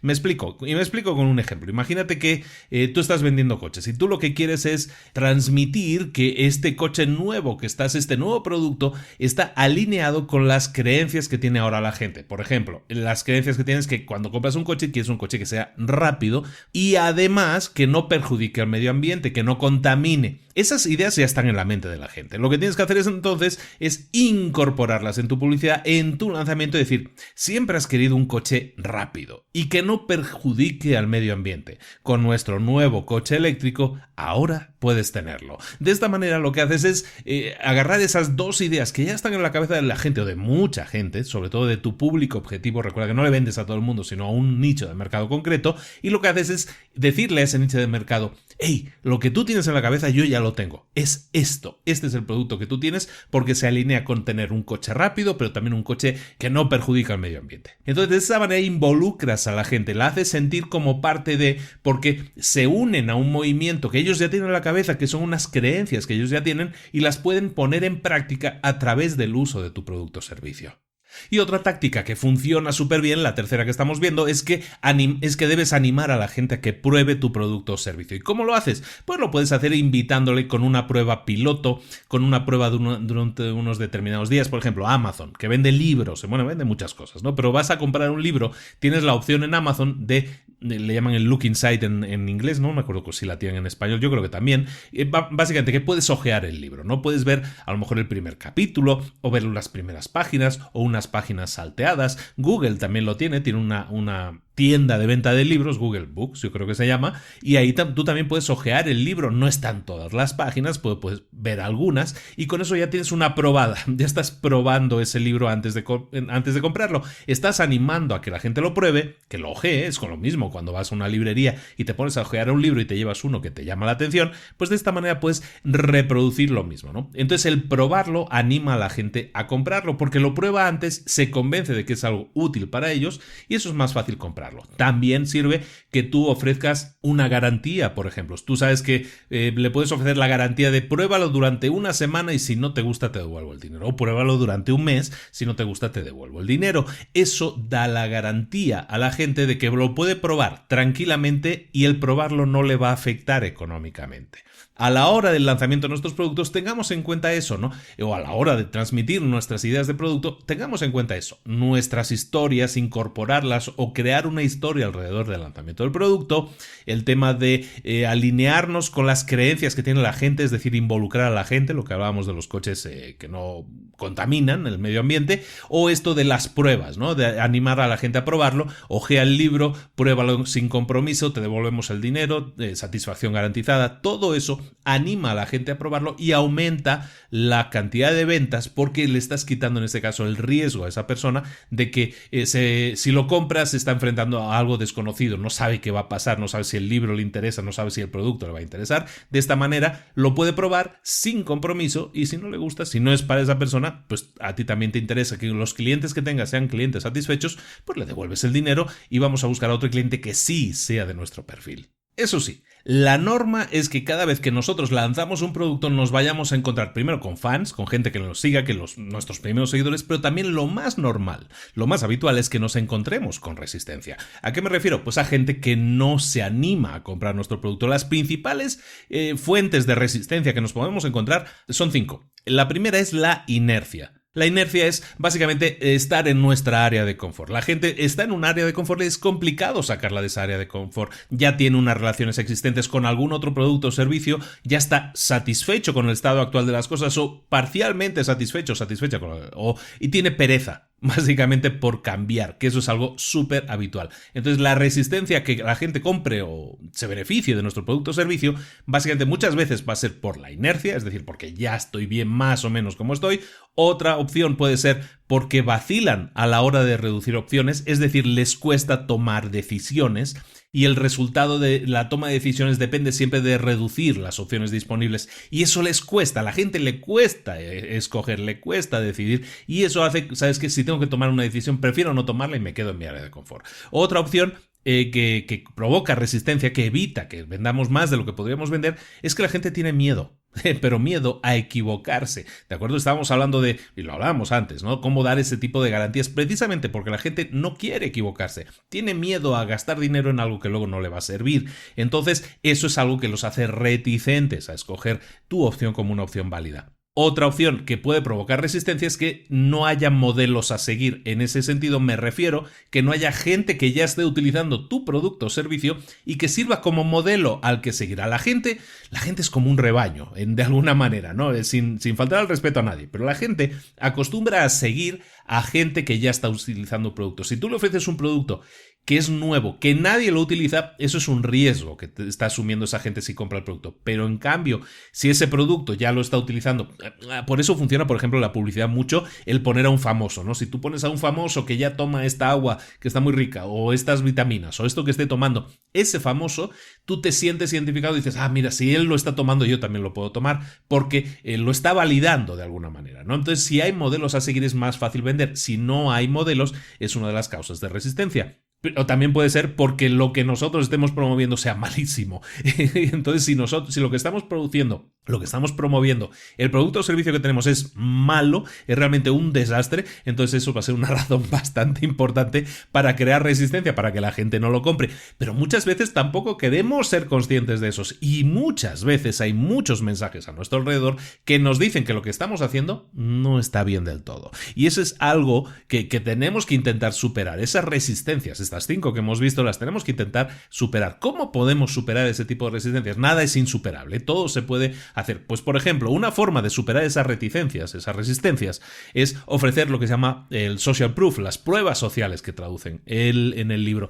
La prueba social es básicamente el mostrar que otras personas ya lo están haciendo y, sobre todo, que están obteniendo resultados. La típica demostración en la que vemos un mensaje, un testimonio en las páginas web o lo que estemos viendo de alguien que utilizó el producto y hablando de peso, por ejemplo, pues yo bajé 40 kilos en 6 meses utilizando este producto, estoy muy contento, bla, bla, bla. Eso es prueba social. Es decir, hay otras personas que lo están utilizando. Eso ayuda mucho a vencer reticencias porque te convence a ti como consumidor de que eso es algo que sí que funciona, que hay otra gente que ya lo probó. Entonces tú estás acostumbrado, como te digo, a seguir cosas que ya ha probado otra gente.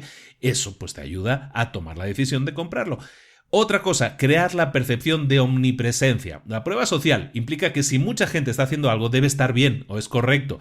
Entonces, si tú consigues crear la sensación de que todo el mundo ahora mismo está utilizando tu producto, eso crea una sensación que llaman aquí de omnipresencia y eso hace que muchísima más gente se incorpore a esa moda que ya deja de ser moda. El ejemplo que te pone aquí es un ejemplo muy clásico y que muchos nos vamos a sentir identificados. Cuando salen los iPods primero y luego también el iPhone, pero ya primero con los iPods, el reproductor de MP3 original de iPods, la gran diferencia que tenía, aparte de que la cajita es todo diferente, los botones y tal, una cosa visualmente muy atractiva y que la gente veía y que era completamente diferente, eran los cables de los auriculares. De las orejas te salían unos cables blancos. Normalmente los cables hasta entonces eran siempre negros y automáticamente ellos sacan un cable completamente diferente, blanco.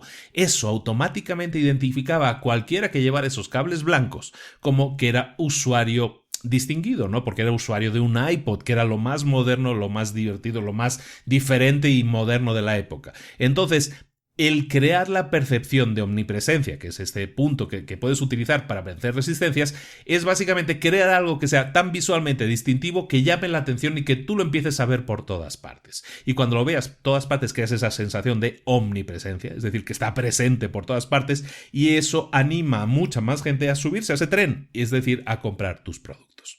Otra cosa que puedes utilizar es crear la percepción de escasez. Si tú transmites que tu producto es escaso, que hay muy pocas opciones para adquirir tu producto porque son muy pocos, los que pueden adquirirlo son limitadas, es una edición limitada, todo eso, eso aumenta la percepción de que tu producto es exclusivo y eso elimina reticencias, elimina resistencias y dices, no, si es tan exclusivo. Esto pasa, por ejemplo, pues con líneas exclusivas que pues, en vinos, por ejemplo, ¿no? Botellas numeradas en cava, en champaña y todo eso pasa muchísimo. O, por ejemplo, en el libro te pone el ejemplo de Gmail, ¿no? El servicio de correo electrónico de Google, pues, por ejemplo, cuando se crea originalmente era un servicio que tú no te podías llegar y dar de alta, ¿no? Tú tenías que llegar y tenías que tener una invitación, es decir, no había manera de entrar en el Gmail a menos que fuera a través de invitación. Yo creo que durante 2-3 meses esperando conseguir una invitación. Yo utilizo Gmail, entonces eso crea una sensación de escasez y a la persona le crea una sensación de decir, tengo que conseguirlo, ¿no? Es algo tan exclusivo que quiero tenerlo, ¿no? Eso elimina resistencias y anima a mucha gente a adquirir ese producto. O buscar el acuerdo. Estamos hablando de varias opciones que nosotros podemos utilizar para eliminar resistencias en la gente. ¿Qué es buscar el acuerdo? Buscar el acuerdo es como, podríamos llamarlo, alinearte con la otra persona, armonizarte con la otra persona. Y puede ser de muchas maneras. Tienes que informarte, tienes que investigar a tu cliente ideal, y en este caso a tu cliente en concreto. En el terreno personal, pues a lo mejor puedes ver sus redes sociales, su página web, su Twitter, y ver cuáles son sus gustos, cuáles son sus cosas que más le gustan y buscar si hay puntos en común contigo o con tu producto que puedan animarle o puedan vencer esas resistencias. Buscar acuerdo en el terreno profesional, lo mismo, pero a lo mejor yéndote a LinkedIn, que es la red social para temas de empresarios y todo eso, y puedes buscar el perfil profesional de esa persona y ver también si hay puntos en común, contactos en común. Ese tipo de cosas puede ayudar a vencer resistencias. Lo mismo, armonizar las objeciones. ¿Qué es armonizar? Esto es muy interesante. Siempre cuando tú haces una venta, normalmente la gente va a tener objeciones. Lo que tú tienes que hacer a la hora de manejarlas es no interpretarlas como un no, sino explicar el porqué de las cosas. A lo mejor tú estás vendiendo una casa. En mi caso, yo que vendo casas, por ejemplo, yo puedo vender una casa. Ahora acabo de vender una casa que era la casa en un fraccionamiento, en un área privada. Y es una casa que era la más cara del fraccionamiento, de hecho, ¿no? Porque también tenía más metraje. Pero claro, cuando mucha gente llega y dice, pues lo primero que te pregunta, ¿no? El precio. Y te das cuenta de que le estás vendiendo la casa más cara y la gente, es una objeción para ellos. Porque dicen, no, pues está muy cara, está fuera de mi presupuesto. Entonces, lo que tú puedes hacer es armonizar esa objeción, explicando el por qué es más cara. Pues es más cara porque tiene muchos mejores, el piso es mejor, la calidad del piso es mejor, es de mármol, o porque los baños son de determinada calidad, porque tenemos LED en las iluminaciones, bla, bla, bla. Siempre hay alguna razón. Tú tienes que tener una razón para cobrar más, ¿no? Entonces, si tú armonizas esa objeción diciéndole, le estás explicando porque das más garantía, porque tiene más calidades o porque tiene más metraje, en mi caso, por ejemplo, simplemente es tan simple como eso, pues entonces la objeción es capaz de asimilarla mejor. Si tú le dices, no, esta casa cuesta 200.000 pesos más que la otra y pues es que es un poco más de metros, bueno, pues la gente a lo mejor, si no lo sabes armonizar correctamente, la gente, volvemos a decir, presenta rechazo. Para evitarlo, lo que tienes que hacer es explicar, armonizar esa objeción diciéndole que hay una razón detrás de eso, ¿no? Otra manera de hacerlo es utilizarlo, aquí le llaman el qué pasaría si, ¿no? En inglés es el what if, ¿no? ¿Qué pasaría si cambiamos esto? Si alguien te presenta una objeción y esa objeción impide avanzar, a lo mejor tú le puedes plantear una hipótesis. Una hipótesis sería decirle, ¿qué pasaría si yo te cambiara el objeto que te estoy dando ahora, la opción, por ejemplo, en el caso de una casa, ¿qué pasaría si yo te cambiara los pisos que estoy poniendo de mármol y te los pusiera de tal calidad? ¿Qué pasaría si yo te cambiara la iluminación que yo te estoy poniendo o o las calidades de la carpintería? ¿Qué pasaría si yo te las cambiara y pusiera una calidad inferior? Eso haría que bajara el precio y a lo mejor entraría dentro de tu presupuesto. ¿Eso te parece algo válido? Cuando te enfrentas a una objeción, tú la puedes manejar de esa manera, con una hipótesis. ¿Qué pasaría si hiciéramos esto? Eso cambiaría tu percepción, eso haría que el producto fuera más atractivo para ti. O, por ejemplo, muchas veces hablamos, también lo hablamos mucho en el coaching, este tema. Mira, ese es un tema interesante, de hecho.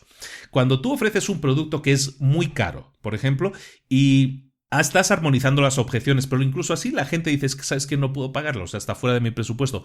A lo mejor lo que tú puedes hacer es ofrecer alternativas. Esta hipótesis del qué pasaría si es, por ejemplo, si tú vendes un producto de $1,000 y hay mucha gente que no puede pagarlo, ¿qué pasaría si yo te dijera que te puedo dar un producto muy parecido? A lo mejor le quito 2 o 3 características, pero te lo dejo en $200 mensuales. Y vamos a hacer que ese producto lo pagues de 200 en 200 y a lo mejor en vez de estar... me pagarías, al final me vas a pagar en 5 meses me vas a pagar el dinero completo, pero has tenido tiempo de pagarme poco a poco, has tenido tiempo de capitalizarte cada mes con tu trabajo, como sea, con tus ingresos, y te ha permitido entonces sí adquirir ese producto, pero con otra modalidad de pago. Lo que estás haciendo, primero, son cosas muy interesantes así. Este no es del libro, pero esta te la regalo.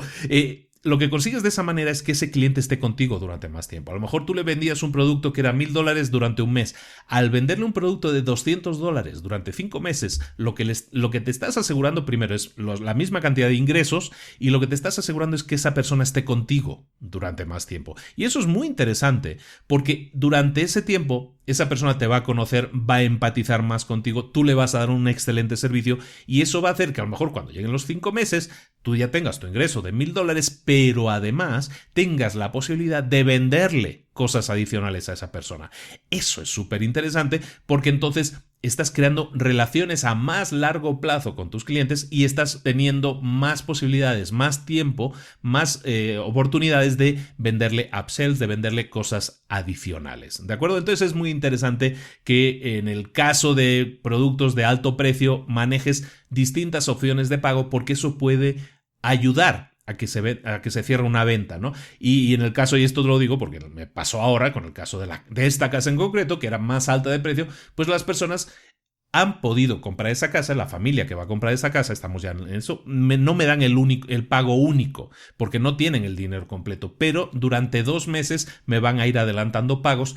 Va a haber un pequeño cargo adicional, llámalo interés, llámalo como quieras, pero lo que he conseguido es que esas personas entonces sí puedan entrar a comprar esa casa, ¿de acuerdo? Hay que darles opciones, y para eso es darles un qué pasaría si. ¿Qué pasaría si yo te permito pagarme la casa en 3 meses con esta serie de condiciones o cambiando esta serie de cosas? Eso puede hacer que una venta que no se iba a realizar se realice. Entonces, cuando te encuentres con este tipo de objeciones, es interesante que busques alternativas. ¿Cuál es el problema exactamente? ¿Es el flujo de dinero? ¿Y qué pasa si dividimos el pago en varias veces? Y de esa manera hacemos que sea más amigable pagarlo. Este tipo de cosas tienes que empezar a pensarlas, porque te pueden ayudar a aumentar muchísimo más tus ventas, ampliando la opción de estando abierto a oportunidades nuevas, a plantearles hipótesis. El último método para eliminar objeciones o para eliminar resistencias es muy interesante, y este requeriría más explicación de la que te voy a dar, la verdad, pero está muy interesante. Se llama mover la ventana.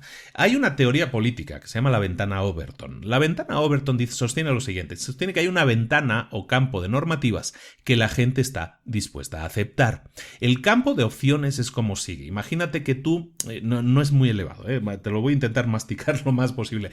Mira, si tú tienes 5 opciones posibles, una empezando de lo más difícil de conseguir hasta lo más fácil de conseguir. Tú tienes 5 opciones posibles. Impensable es la primera, radical es la segunda, aceptable es la del medio, la tercera, razonable es la cuarta y popular es la quinta. La teoría consiste en que nosotros podemos proponer primero algo que sea poco menos que aceptable. La gente va a presentar una resistencia y entonces lo que vamos a hacer es presentar una segunda opción, que sería la que estuviera más a la derecha de la que hayamos presentado. ¿De acuerdo? A lo mejor nosotros, recordemos las 5, impensable, radical, aceptable, razonable y popular. A lo mejor nosotros podemos empezar con una opción que se podría considerar radical. ¿De acuerdo? Esto es en política, se utiliza mucho, se llama la ventana Overton, es muy interesante este tema, ¿eh? Tú le puedes presentar a lo mejor en Estados Unidos, ¿no? Para los del control de armas, es el ejemplo que te ponen en el libro. Tú podrías proponer que se prohibiera todas las armas en Estados Unidos. Claro, eso ahora mismo en Estados Unidos, y como están las cosas más todavía, eso es algo impensable. Es decir, es la opción primera, ¿no? Impensable, radical, aceptable, razonable y popular. Es impensable que se prohíban las armas. Entonces, lo que puedes hacer es, entonces, como eso es súper radical y no, la gente no lo va a aceptar, entonces puedes moverlo a una prohibición radical, que sería la siguiente, ¿no? Y eso hacer que sea más atractivo para las gentes que no estaban dispuestos a aceptar algo tan duro como lo de prohibición completa de armas.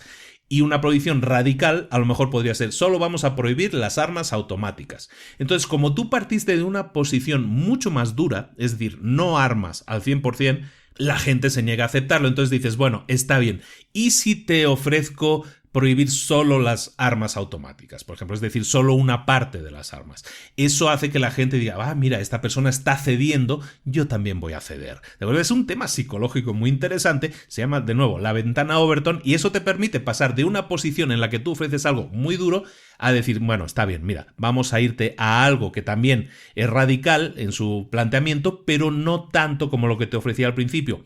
Tú das la sensación de que das tu brazo a torcer y la otra persona siente que dices, pues bueno, está bien, él está siendo amigable en ese sentido, se puede dialogar con esta persona, yo también voy a poner de mi parte. Esta técnica se llama mover la ventana aquí en el libro y, como te digo, es una cosa que podríamos desarrollar bastante más, es muy interesante, pero bueno, aquí que te quede la idea de que para vencer resistencias muchas veces tenemos que utilizar diferentes tácticas, ¿no? El qué pasaría si, investigar un poco el terreno personal, armonizar las objeciones, o como estamos viendo aquí, el tema de mover la ventana.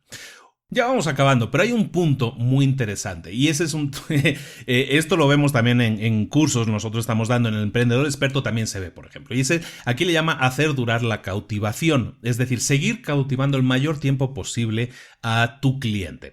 El objetivo de cautivar es que sea algo duradero, que dure el mayor tiempo posible. No se trata de que a un cliente le vendas una sola vez, que se haga una única transacción. Queremos que la vida que esa persona y tú vas a tener juntos de alguna manera, la relación que tú vas a tener florezca, que dure el mayor tiempo posible. Y eso, para conseguirlo, lo que necesitas es hacer lo que en el libro llaman interiorización. ¿Qué es la interiorización? Para el autor son 3 etapas. La primera es la conformidad, la segunda la identificación y la tercera la interiorización propiamente. Vamos a ver este proceso. Son 3 puntos muy fáciles de entender. ¿Cómo conseguir que un cliente esté con nosotros muchísimo tiempo? Y el ejemplo típico que visualiza es cuando en Apple hay gente que hace fila para comprar productos. ¿Por qué? Porque no hay para ellos otra cosa que no sea Apple y están tan vendidos con esa marca que son capaces de hacer filas para seguir comprando productos de esa marca e incluso ser los primeros en comprarlo. Entonces, los pasos para la interiorización son, primero, la conformidad. La conformidad es atraer a la gente y atraer a la gente puede ser por presiones familiares, por coacción, por artimañas, por el uso del marketing completamente. El tema es que tú crees la sensación de que hay que pertenecer a un grupo determinado. Ese tema tú lo provocas con el marketing, con tus contenidos. El marketing de contenidos es súper interesante. Para conseguirlo eso, lo que creas es la necesidad de pertenencia a un grupo y eso la gente lo siente mediante un tema de presión familiar, de presión social. Es decir, es que todos están utilizando Apple, en este caso que ponemos en el ejemplo, pues es que como casi me siento como que tengo que tener un iPhone yo también, porque parece que si no pertenezco al grupo, ¿no? Eso pasa muchísimo en los adolescentes, por ejemplo, y se utiliza muchísimo. Entonces la conformidad, es decir, está bien, estoy inconforme en entrar a formar parte de ese grupo, aunque no estoy tan vendido de la marca, simplemente es porque quiero estar dentro del club, no quiero que me dejen fuera. Eso es la conformidad. La segunda parte es la identificación, es cuando las personas que ya son miembros de ese grupo se identifican con los otros miembros del grupo. Entonces empiezan a ver que hay cosas en común, que hay intereses compartidos entre todas las personas que pertenecen a ese club, entre comillas. Nadie les está presionando, nadie les está obligando a formar parte de ese club. Ahora ya ven que pertenecer tiene sus ventajas porque hay muchas cosas que comparte con esas personas. En esa etapa, el atractivo de tener relación con la persona que originó el interés en el grupo, el objetivo de pertenecer, de estar socialmente relacionados con los otros miembros del grupo, ya parte de cada persona en concreto. Es decir, yo quiero ser parte de este grupo, me siento identificado, ¿de acuerdo? El primer paso era conformidad, este se llama identificación, haces que la gente ya se siente identificada. ¿Cómo lo haces? Pues porque estás dando contenido, porque estás dando valor, porque estás diciéndole a la gente que pertenecer al grupo es bueno y lo estás demostrando. A ti como persona que genera interés por entrar en el grupo, por ejemplo, te pongo un ejemplo ahora mío. Yo tengo un grupo en Facebook que es privado que se llama Retos para Emprendedores. Es un grupo gratuito, no cuesta nada entrar, simplemente tienes que solicitarlo, lo solicitas y cuando lo solicitas entras y ahí pues se ofrecen gratuitamente contenidos. La gente quiere ser parte de ese grupo y yo pongo algunas reglas, son muy simples, pero la gente que no cumple esas reglas es expulsada del grupo. Eso hace que la gente que entre primero, vea que eso es algo a lo que vale la pena pertenecer, se pretende que sea un grupo limpio, que sea un grupo constructivo, ese tipo de cosas, y la gente se identifica con ello, ¿de acuerdo? Entonces, aunque yo, por ejemplo, en el podcast te invite a ser parte de ese grupo, que eso puede ser parte del primer aspecto que veíamos, la conformidad, cuando tú entras en el grupo y te sientes identificado con lo que ahí se hace, entonces tú quieres estar ahí, quieres pertenecer a ese grupo. La tercera parte, entonces, de conseguir la interiorización, el camino hacia la interiorización, es el último nivel. Significa que la gente ha pasado de identificarse, ha pasado a creer en ti, o a creer en el grupo, a creer en ese movimiento. Ya no hay presión, ya no hay necesidad de ser parte de, ya no hay necesidad de conectarte con la demás gente. Es cuando tú ya has interiorizado que tú eres parte de eso y crees en eso. Hay mucha gente, volviendo a mi ejemplo de retos para emprendedores, hay mucha gente que creo que nosotros iniciamos en julio o agosto. Hay muchísima gente, de hecho es la más activa en general, que vienen de esa época, ¿no? Y que llevan ya con nosotros en ese grupo, pues 5 o 6 meses en este caso. Entonces esa gente ya se siente ya no identificada, sino ya han interiorizado que ese grupo es parte de ellos, ¿de acuerdo? Eso es lo que tú tienes que buscar conseguir, crear ese tipo de movimientos, como te decía antes, ¿no? Creas una plataforma que es más grande que las personas, creas una idea que es cautivadora para ellos.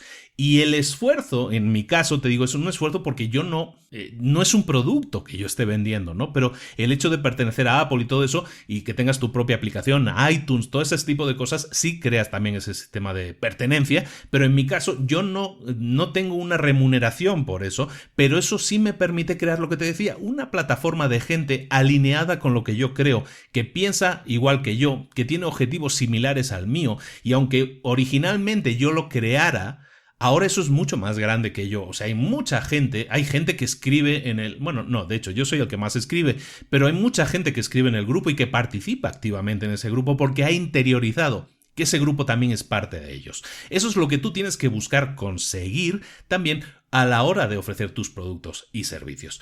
Una última cosa. Tienes que ser consciente de que hoy la tecnología está aquí para ayudarte, que no es tu enemiga. Hay gente que dice que yo soy muy malo con la tecnología. Pues deja de ser malo con la tecnología, porque la tecnología está llegando, está inundando nuestras vidas cada vez más y es necesario que seas parte de ella. La tecnología, en este caso, en el libro hablan de dos tipos de tecnología, de empuje y de arrastre, lo que en inglés se llama el push y pull.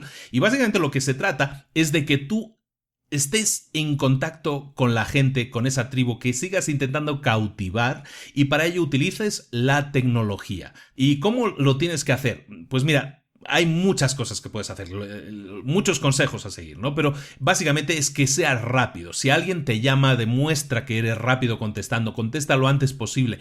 Eso demuestra que hay interés por tu parte. Intenta atraer a mucha gente, ¿de acuerdo? Intenta crear una comunidad grande, involúcrate con ellos a menudo, habla constantemente con ellos, utiliza canales diferentes de comunicación, los medios más variados posible. Puede ser vídeo, puede ser audio, puede ser chats, puede ser una página web, puede ser un blog, puede ser lo que tú quieras, pero utiliza diferentes medios para llegar a la mayor cantidad de gente posible. Intenta siempre aportar valor. ¿Qué es aportar valor? Valor muchas veces no tiene que ser dar un consejo, un post, un artículo que siempre sea como un cómo se hace esta cosa, ¿no? O sea, una explicación técnica. Muchas veces aportar valor puede ser aportar información, observaciones, opiniones personales, consejos, como decimos, pero muchas veces puede ser también poner un meme divertido, ¿no? Algo que le aporte valor a esa gente y que le pueda distraer incluso en algún momento, ¿no? Dar reconocimiento a quien te ayuda. Si tú estás creando esa plataforma, estás creando esa tribu, tienes que reconocer a los demás su aportación, sus aportaciones. Eso hace que la gente se sienta premiada. Recuerda que estamos en una era social virtual, en la que es importante que las medallas que la gente obtiene son muchas veces menciones de otras personas. Si tú eres capaz de mencionar, de reconocerle el valor a otras personas, eso a esas personas les llena, les alegra el día y inmediatamente se sienten agradecidas. Es importante que empieces a dominar la tecnología también como herramienta social, que es de lo que estamos hablando ahora y que evidentemente inunda nuestras vidas y si no, empieza a contabilizar las horas que tú pasas en redes sociales al final del día. No pierdas las formas con la gente. Siempre parte de la sensación de que la gente es honesta, de que la gente es inteligente. Entonces, nunca pierdas las formas porque alguien te lleve la contraria, ¿no? Acepta la diversidad. Piensa que puede haber puntos de vista diferentes al tuyo, entonces no tienes por qué ser belicoso o belicosa contra esa persona, ¿de acuerdo? Tampoco eso quiere decir que aceptes cualquier cosa, no aceptes tonterías, ¿de acuerdo? Estamos hablando mucho en temas sociales, pero que es la herramienta que hoy en día te va a permitir llegar a muchísima más gente, a tu público ideal, pero tampoco aceptes tonterías, o sea, no aceptes ofensas, insultos, eso es algo que no tienes que tolerar. Está bien que seas dialogante, pero no está bien que des siempre tu brazo a torcer. Tienes que poner tus propios límites, tus propias reglas, como te decía en mi grupo, pues yo tengo unas reglas muy simples, quien no las cumple se va fuera, así de fácil, ¿no? Pues entonces eso lo tienes que hacer también. Luego, limita tu promoción. Cuando estés trabajando, estés creando estas plataformas, esta tribu de gente que esté alineada con tus mismas creencias, necesidades, lo que tienes que hacer es limitar la promoción. Si tú haces 20 publicaciones, que 2, 3, 4 máximo tengan que ver con ventas, con autopromoción de algún producto que tengas que ver, ¿no? Hay un libro muy interesante que se llama Jab, Jab, Jab, Right Hook de Gary Vaynerchuk, un tipo que hay que seguir sí o sí, y ese libro, básicamente Jab, Jab, Jab, Right Hook son tipos de golpes de boxeo, ¿no? Entonces te dice que hagas siempre 3 jabs y luego un hook, ¿no? Los jabs él los identifica como dar información, dar valor, ¿no? Entonces son 3 artículos o cosas o propuestas de valor que tú estés dando y luego sí un right hook, que sería pedir una venta, ¿no? Pedir algo que te pueda hacer un incremento en tus ingresos. Eso es algo que tú puedes hacer, es limitarlo. En su caso es un 25%. De cada 4 mensajes hay uno que es promocional y el resto es de puro contenido. Es una fórmula muy interesante y funciona muy bien. A él está funcionando increíblemente bien, pero es de alguna manera, como decíamos en este libro que estamos viendo ahora, limitar la promoción. Es decir, no estar todos los artículos que estés haciendo promoviendo. Y eso es algo que ahora que estamos con un grupo de gente muy grande también en Facebook, pues mucha gente llega, se da de alta y lo primero que hace es llegar y promocionar. O sea, intentar venderse a sí mismo. Esa gente es eliminada automáticamente. ¿Por qué? Porque no está aportando valor. Míralo también egoístamente, autoanalízate y sé consciente de que tú no estés haciendo lo mismo. Otras formas de cautivar a la gente, lo que llaman en el libro la tecnología de arrastre, básicamente es la de la creación de contenidos, la de ofertar valor a la gente. Entonces, ¿cómo lo puedes pasar eso a la práctica? Pues ofreciendo contenido de calidad, teniendo una página web, teniendo un blog, poniendo artículos útiles, si tienes una página en Facebook, poniendo también artículos, o sea, escribiendo en Facebook cosas que puedan ser de contenido, de valor, todo esto que estamos diciendo, ¿no?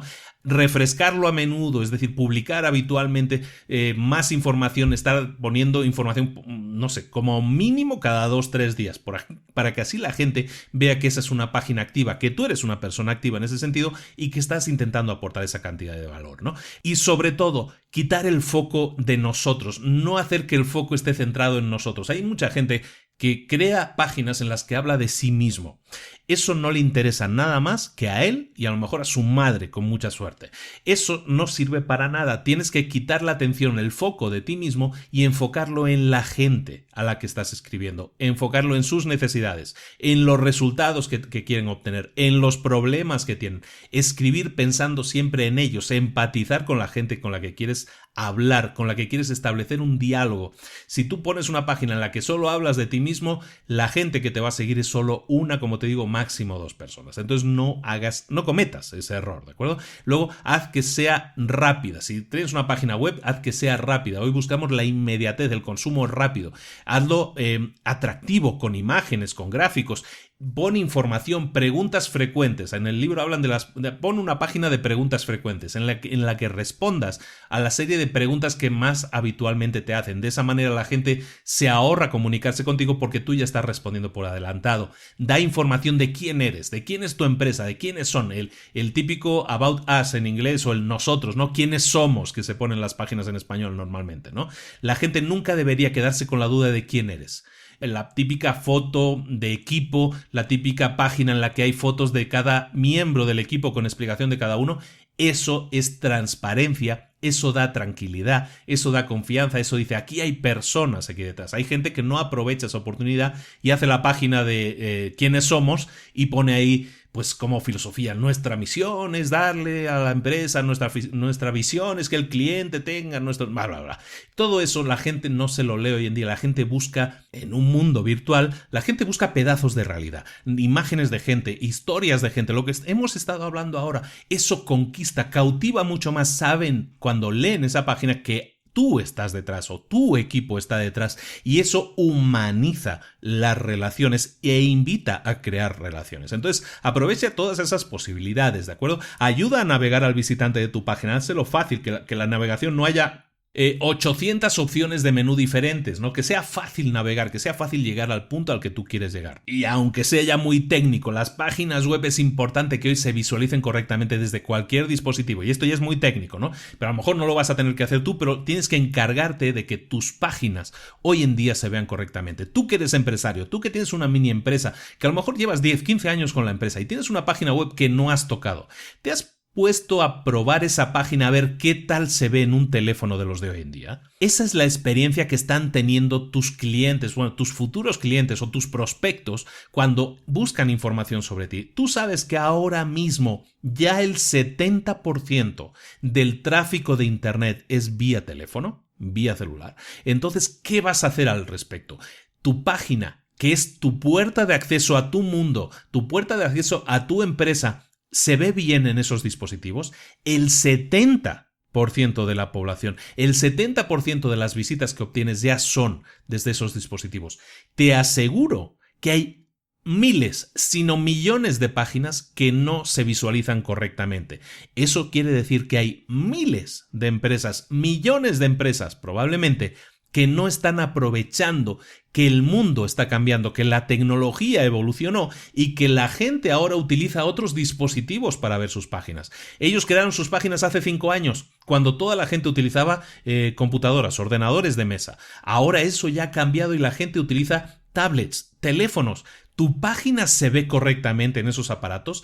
No es algo caprichoso el decirte que lo hagas, es algo necesario para aumentar el atractivo de tu empresa ante la gente, la interacción de la gente con tu empresa, para hacer que la gente se interese por ti. Estas cosas no son tonterías, son necesarias hoy en día y mucha gente no es consciente de ello todavía o no quiere ser consciente. Dice, no, yo ya hice la inversión, yo ya hice mi página hace 5 años, ¿para qué voy a hacer una nueva?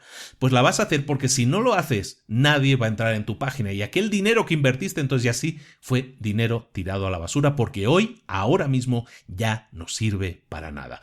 Todo esto son cosas que tú puedes hacer. Son cosas que tú tienes que hacer, utilizar la tecnología, las redes sociales, el mundo como lo conocemos ahora que nos rodea. Tú piensa, ¿qué haces tú durante el día? ¿Utilizas el teléfono o el ordenador? Seguramente utilizas más el teléfono que el ordenador. ¿Cómo pasas tu tiempo? ¿Lo pasas más en redes sociales o lo pasas haciendo algún otro tipo de uso de ofimática o lo que sea?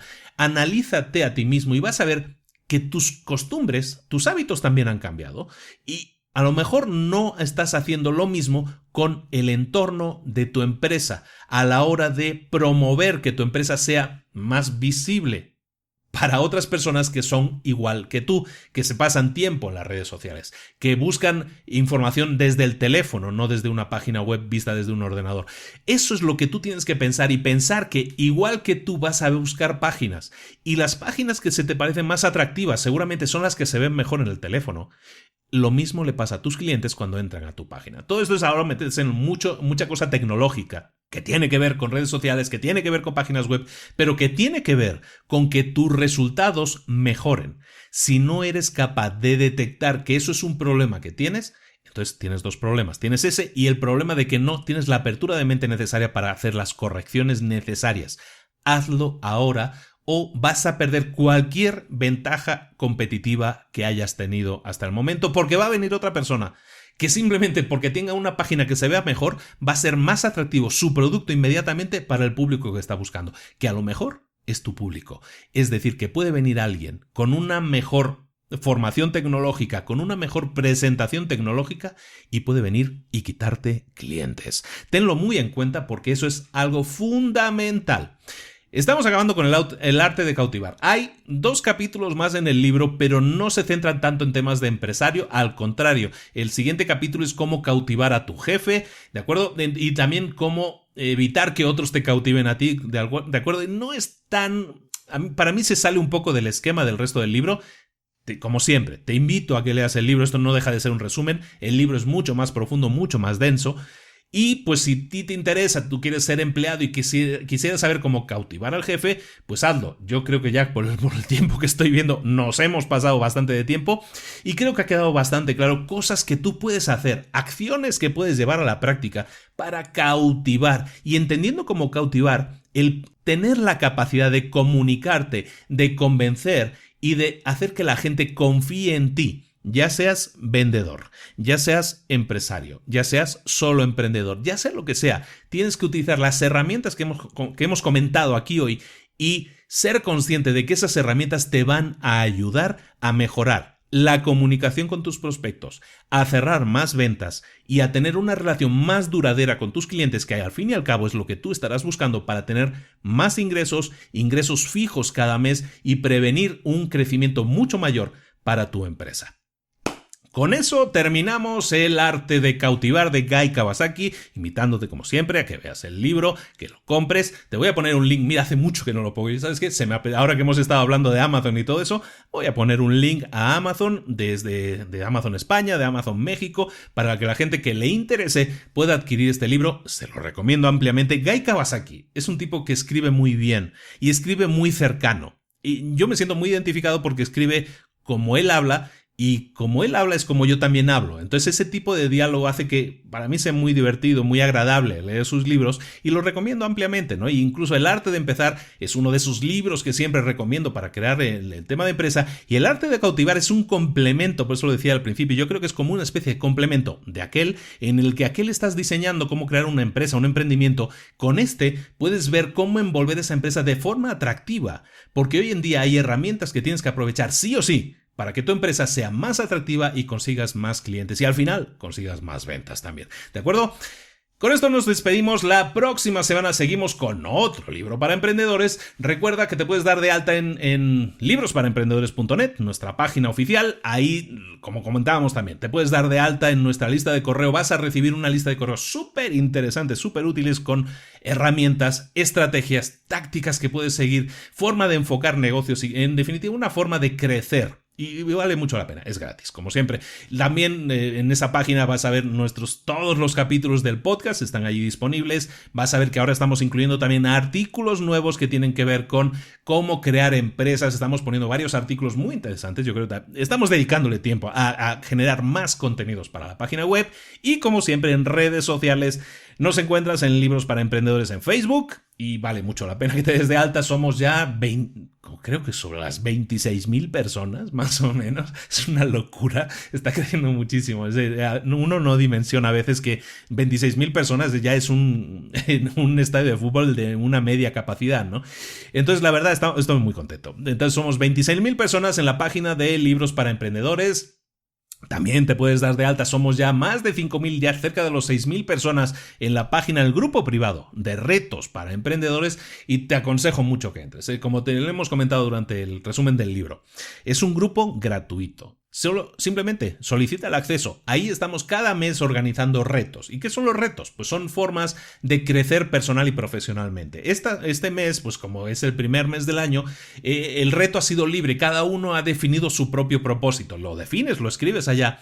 Y cada día te reportas con nosotros. Te reportas con tu gente, con tu grupo de gente, con tus iguales, porque somos todos iguales ahí en el grupo, y simplemente dices cuáles han sido tus avances. El hecho de reportarte, la rendición de cuentas, ayuda impresionantemente a conseguir llevar a cabo los retos, las metas, los nuevos hábitos que quieras implantar en tu vida. Te lo aconsejo muchísimo. De nuevo, es gratis, no cuesta nada. Busca retos para emprendedores en Facebook, en el buscador, y ahí nos encuentras. Si no, te vas a librosparaemprendedores.net/retos y eso también te lleva a la página de retos. Te lo aconsejo mucho, de nuevo. Y recuerda que vamos a estar ahí ponemos vídeos de vez en cuando en el que yo estoy emitiendo en directo y resuelvo dudas sobre algún reto. Lo hemos hecho con el reto de escribir un libro, por ejemplo. En definitiva, estamos activándonos mucho en ese tema de redes, que es parte de lo que yo te estaba diciendo ahora en el resumen de este libro, ¿de acuerdo? Estamos siendo participativos y hacer que la gente se sienta cómoda, se sienta en casa, se sienta que puede aportar, porque a eso no es una clase en la que yo doy clase y los demás escuchan. No, ahí es un foro abierto para que todos opinen, aporten y, como te digo, para que estemos creando una plataforma en la que todos seamos cada vez un poco mejor, aportando, recibiendo aportaciones de todos y para todos. De nuevo, muchísimas gracias a todos los que aportan, a todos los que están ahí, a todos los que nos escuchan, a todos los que hacen de este podcast el número 1 de negocios de todo el planeta en español, al único podcast en español que está en las listas de Estados Unidos, al número 1 en Chile, en Argentina, en México, Colombia, Perú, Ecuador, Honduras. Es impresionante la cantidad de cariño que uno recibe. Muchísimas gracias a todos. Soy feliz, soy una persona muy feliz con todo el cariño, todos los mensajes, todo lo que recibimos y por eso hago todo el esfuerzo que hago para que haya muchísimo contenido gratuito, también haya muchísimo contenido que a lo mejor no es gratuito, pero que vale mucho la pena invertir y que con eso consigamos mantener esta nave funcionando y creciendo cada vez más. Muchísimas gracias a todos. Feliz año 2017, este año va a ser el mejor año de nuestras vidas, te lo prometo, te lo garantizo, tan solo únete, súbete a este tren y vamos juntos a hacer de este año el mejor, porque puedes hacerlo. ¿Ya empezó el año? Sí. ¿Ya empezaste tus propósitos y tus retos de año nuevo y ya fallaste? Da igual, vuelve a empezar, aunque sea miércoles, no esperes al siguiente lunes. Vuelve a empezar, esto no para. Nosotros estamos ahí para ayudarte, para apoyarte, para dar respuesta, cariño, apoyo, lo que necesites. Te mando un abrazo, un cariñoso saludo de Luis Ramos y nos vemos, ahora sí, corto el rollo, la próxima semana aquí en Libros para Emprendedores. Hasta luego.